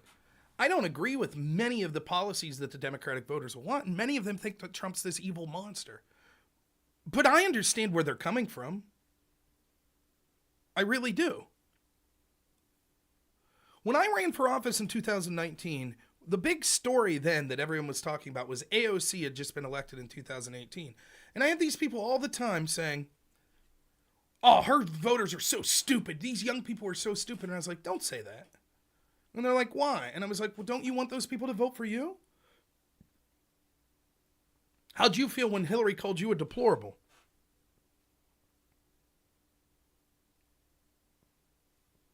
Didn't feel too good, did it? Did it make you want to run out and vote for Hillary? The truth is, what I told people in 2019 was, I completely understand why so many people voted for AOC. She's charismatic. She's young. And she represents something outside the establishment orthodoxy. She represents hope that actually the system could change.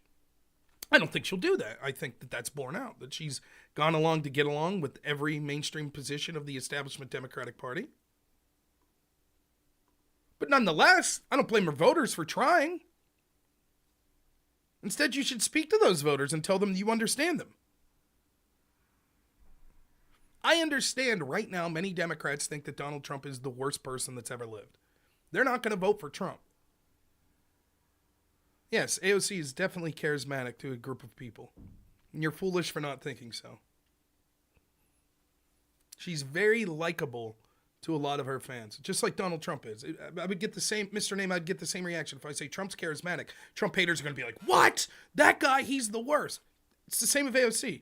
You say that to right-leaning people, they're like, what are you talking about? AOC's an airhead. She's stupid. She doesn't have charisma. She does.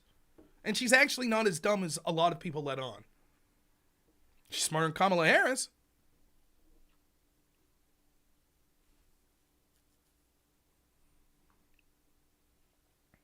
So the point is, in this election season, you should try to be reaching out to people.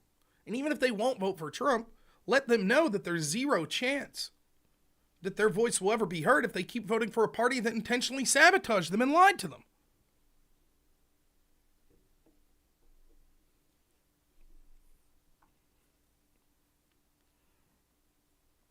Well, let's see. What time we got? We got 18 minutes. I wanted to get to this. Now, juxtapose that to this.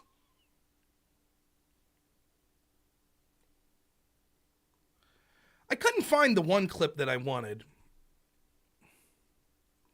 of Destiny talking about Trump supporters. But here's just a little sample, and you could look up the other clip I was looking for was from Sitch and Adams' show. Here's a clip. It's only 40 seconds. I don't know what this show is within reason, but here we have Destiny. And I haven't seen this whole thing, but I've seen clips over and over against it. And just get a feel for Destiny here. You ready? I think that Elon Musk is a 97 IQ man who masquerades as a 137 IQ man, and all of his followers are 85 IQ, so they all believe that he's as smart as he says he is. He wouldn't be able to pass a Civics 101 test. The man is just astoundingly fucking stupid when it comes to talking about anything outside of his very narrow set of expertise, which just seems to be creating a whole bunch of children with a whole bunch of women. So nothing that he says, we've been hearing these same arguments for decades. Even what conservatives say, I just caught a guy trying to make this dog shit argument before about bringing in certain types of immigrants that will only vote liberal.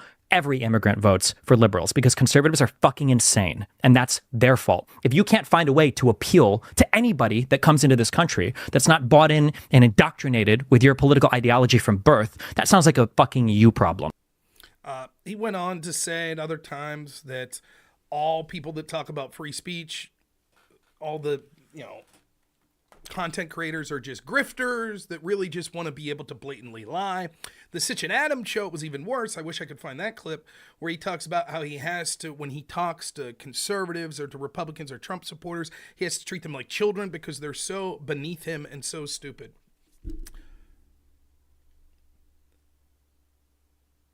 I've debated Destiny many times. I understand his audience is way bigger than mine. And they're going to say, Rob got trounced, Rob GPT. But if you watch objectively, that's not the truth. The truth is, in my opinion, I've beaten Destiny almost every time I've debated him. And even if you think, well, that's subjective, I want you to watch and see if you think Destiny so outclasses me on intelligence. The idea that somehow Destiny is this beacon of intelligence and the rest, anyone who votes for Trump is just this, he's either getting paid by Russians or he's such a moron is absurd.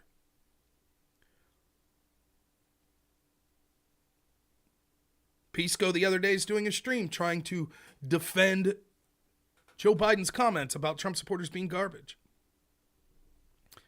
Two of Pisco's co-hosts, Econoboy and Pondering, come on. Econoboy's like, well, but like 50% of Trump supporters are garbage, right?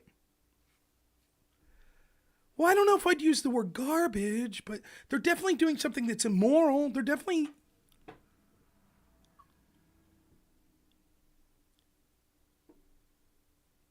To Pisco's credit, he's like, I don't know. Then Destiny tweets out, yes, Trump supporters are all garbage.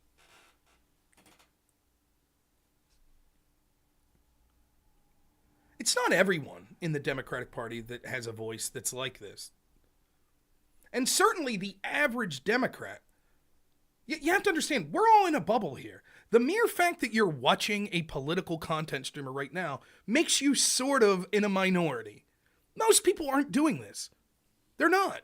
Even bigger channels like Destiny that might have 10,000 people watching live or more, the average person, the average Democrat isn't watching political content like this.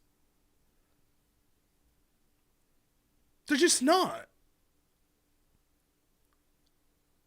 Here's the truth. By far, the average person that's going to vote Democrat is actually a good person. That's the truth. And they're not criminally stupid. That's the truth. They have reasons. I disagree with those reasons. I think they're making a mistake. I think maybe they're not informed as much as they should be on certain issues. But I don't think they're a terrible person. I don't think that they're, IQ to the point where IQ so low that, they can't live on their own.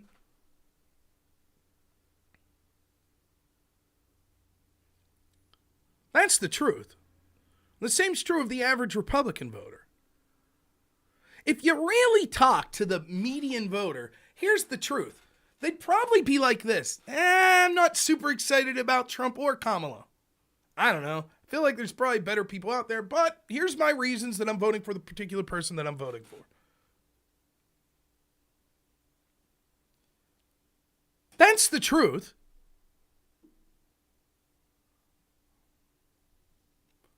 I am under no misapprehensions that there aren't people on my side that speak the exact same way about the left that people like Destiny do. But the truth is, it's far more pervasive on the establishment side, on the Democrat side. Because it's not just random streamers and random people online, but it pervades up through the media class, the academic class. They saw a rally at Madison Square Garden and accused it of being a Nazi rally. Why? Well, because Nazis one time had a rally at Madison Square Garden. Now, how do you think, what's that say to all the people that attended that rally? There was a Holocaust survivor there. All sorts of people. Really? You think that's a Nazi rally? Those people are all Nazis?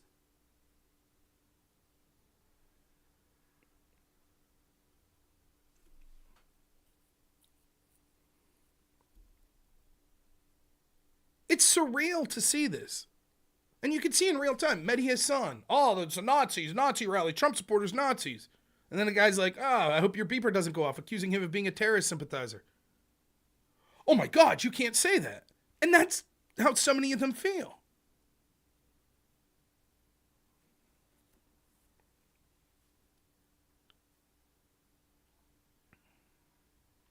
I've said in the heat of the moment at times, lefties are stupid, lefties are evil.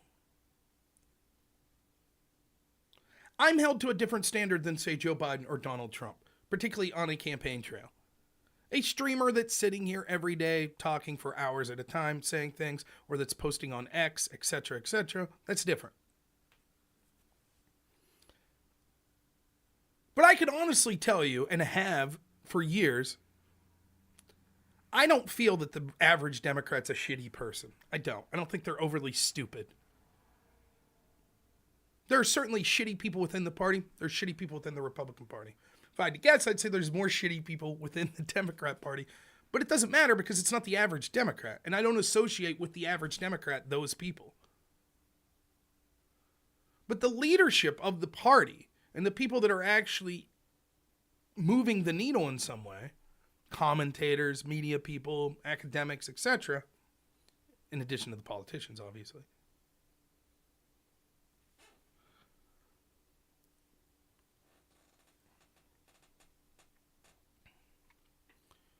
there's a lot of condescending towards people that don't agree with them. Straight up calling them evil or stupid.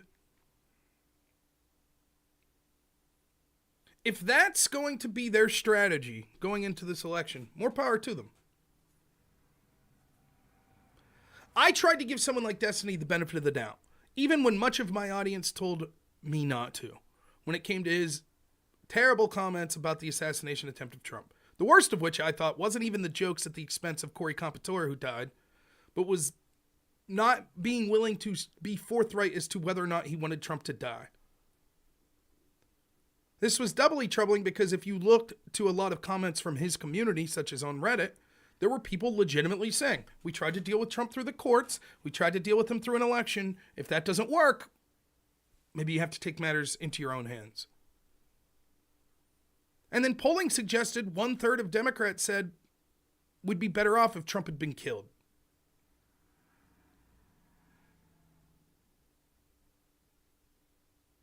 I didn't see the Destiny Owen Schroyer debate, just little clips of it. At some point, we should probably take a moment to say, like, this probably isn't the most effective strategy for people to be like, all of our opponents are morons, or all of our opponents are evil, or garbage.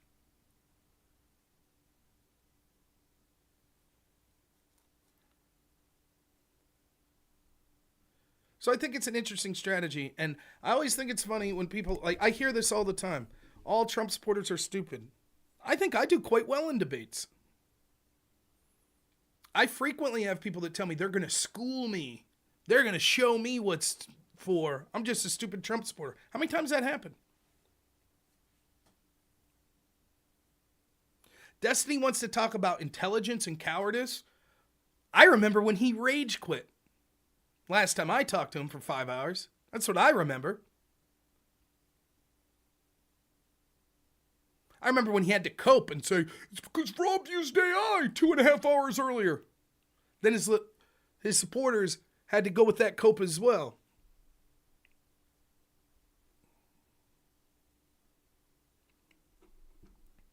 That's okay.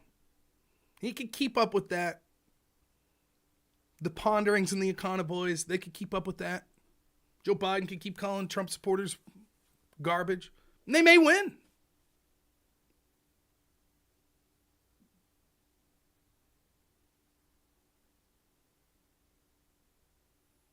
They may win. But we'll see if it's an effective long-term strategy. Is First Amender dumb or just bad faith? I don't know. I don't necessarily think he was bad faith.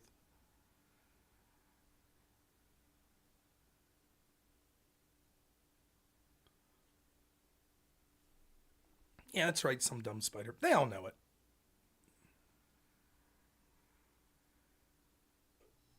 I saw First Amender put in one of the videos.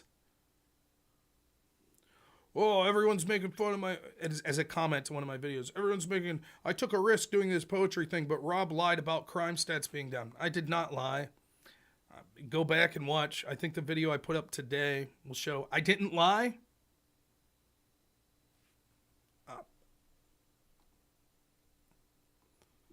Just in case, just to address this real quick once more.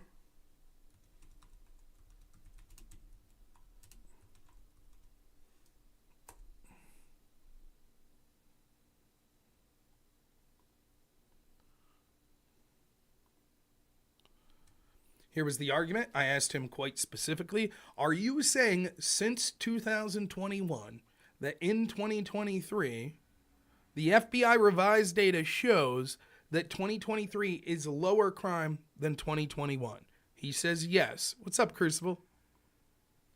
Here's the data. The red is the revised numbers. Do you see in 2021? Is that red bar higher or lower than 2023? It's lower, which means that I was correct. That from 2023, or from 2021, crime is up in 2023. That's what I said. I'm sorry that he doesn't understand data. That's not my problem, or that he's blatantly lying.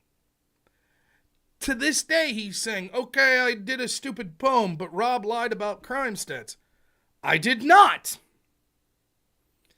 I said, here is a better metric to use, the National Crime Victimization Survey. He didn't address any of the reasons I said it was the preferred metric. He did not address that it shows that crime is going up.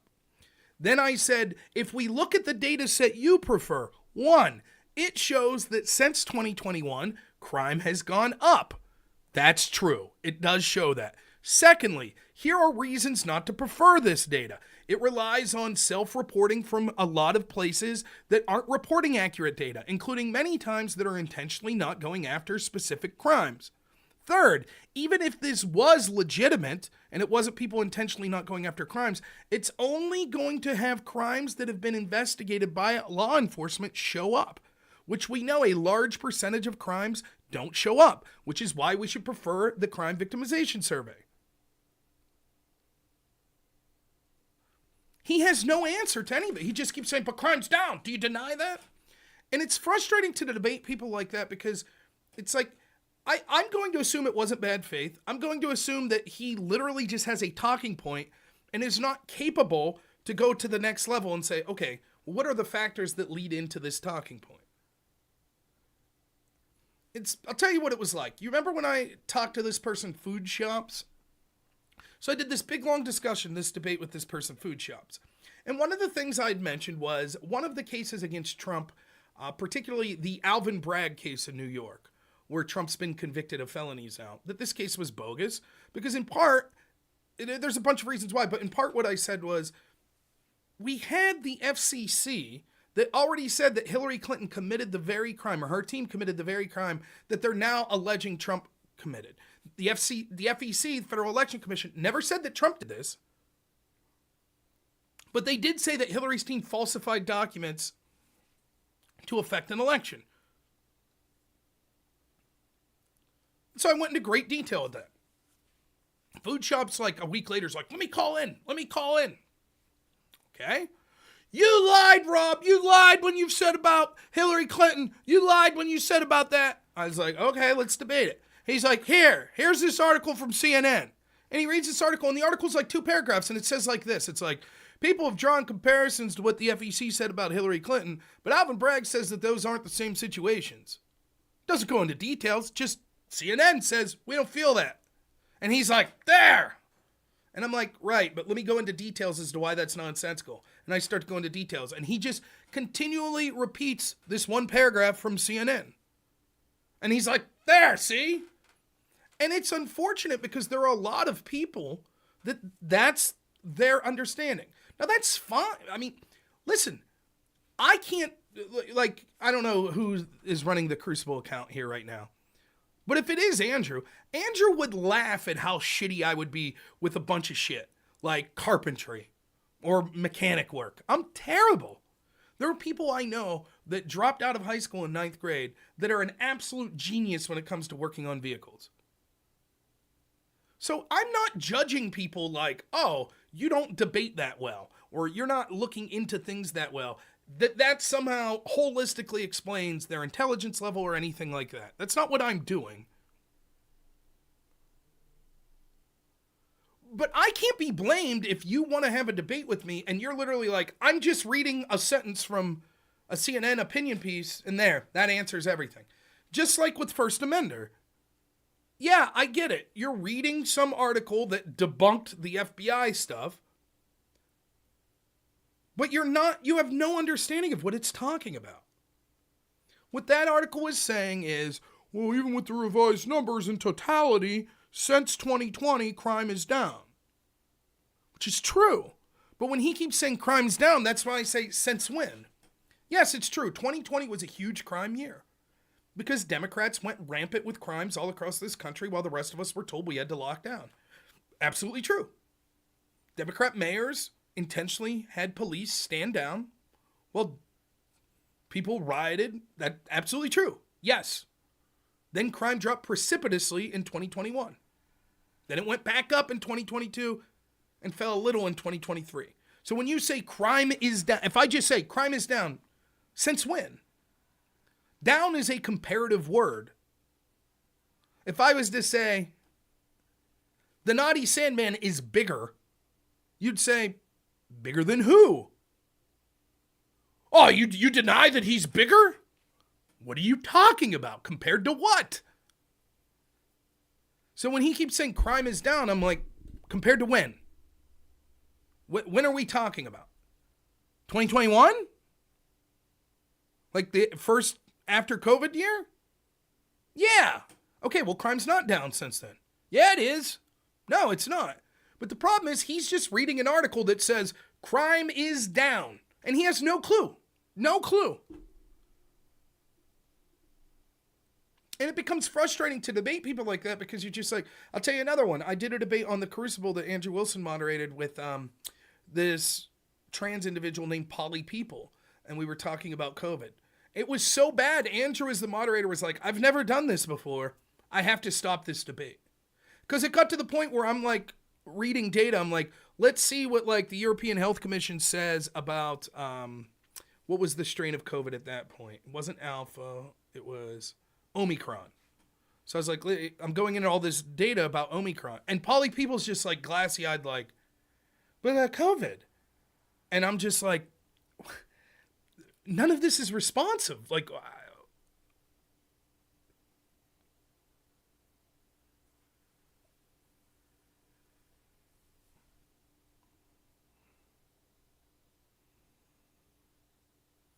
yeah, I mean, that's a solid point. If you look at these stats, 2019, is crime lower or higher than Trump's last year of 2019? It's higher.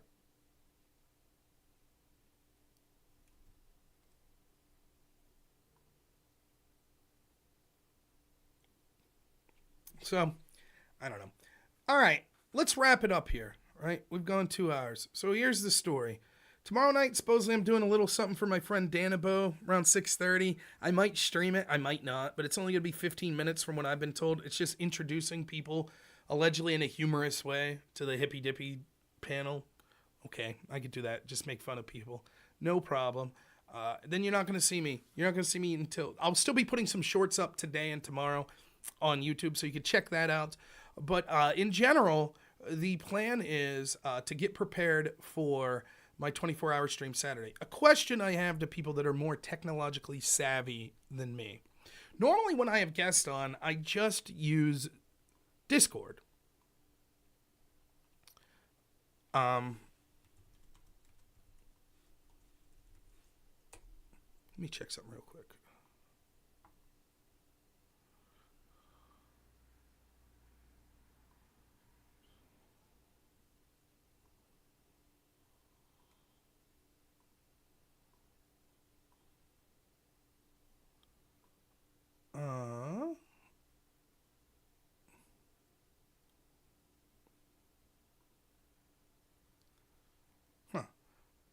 The question I have is,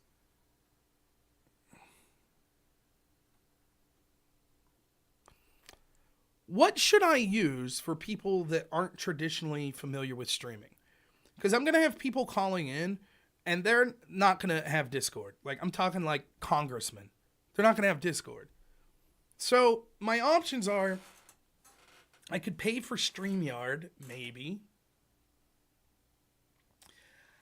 I have Whereby. I haven't used it forever. But that might be, again, those might be similar problems.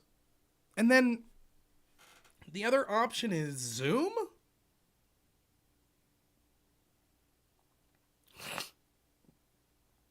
Is that maybe what the direction I should go, using Zoom? Because I feel like pretty much everyone knows how to use Zoom. Of course, I also have a Google Voice number. Now, the problem with Google Voice is you'll all be able to hear it. But if I have, like, my friend Carlos on, he won't be able to hear a Google Voice call because it'll only be between that phone and my computer's audio. So a third phone wouldn't be able to pick it up, or a third computer won't be able to pick it up. So I'll have to think about it. I don't know if I'll go with Zoom.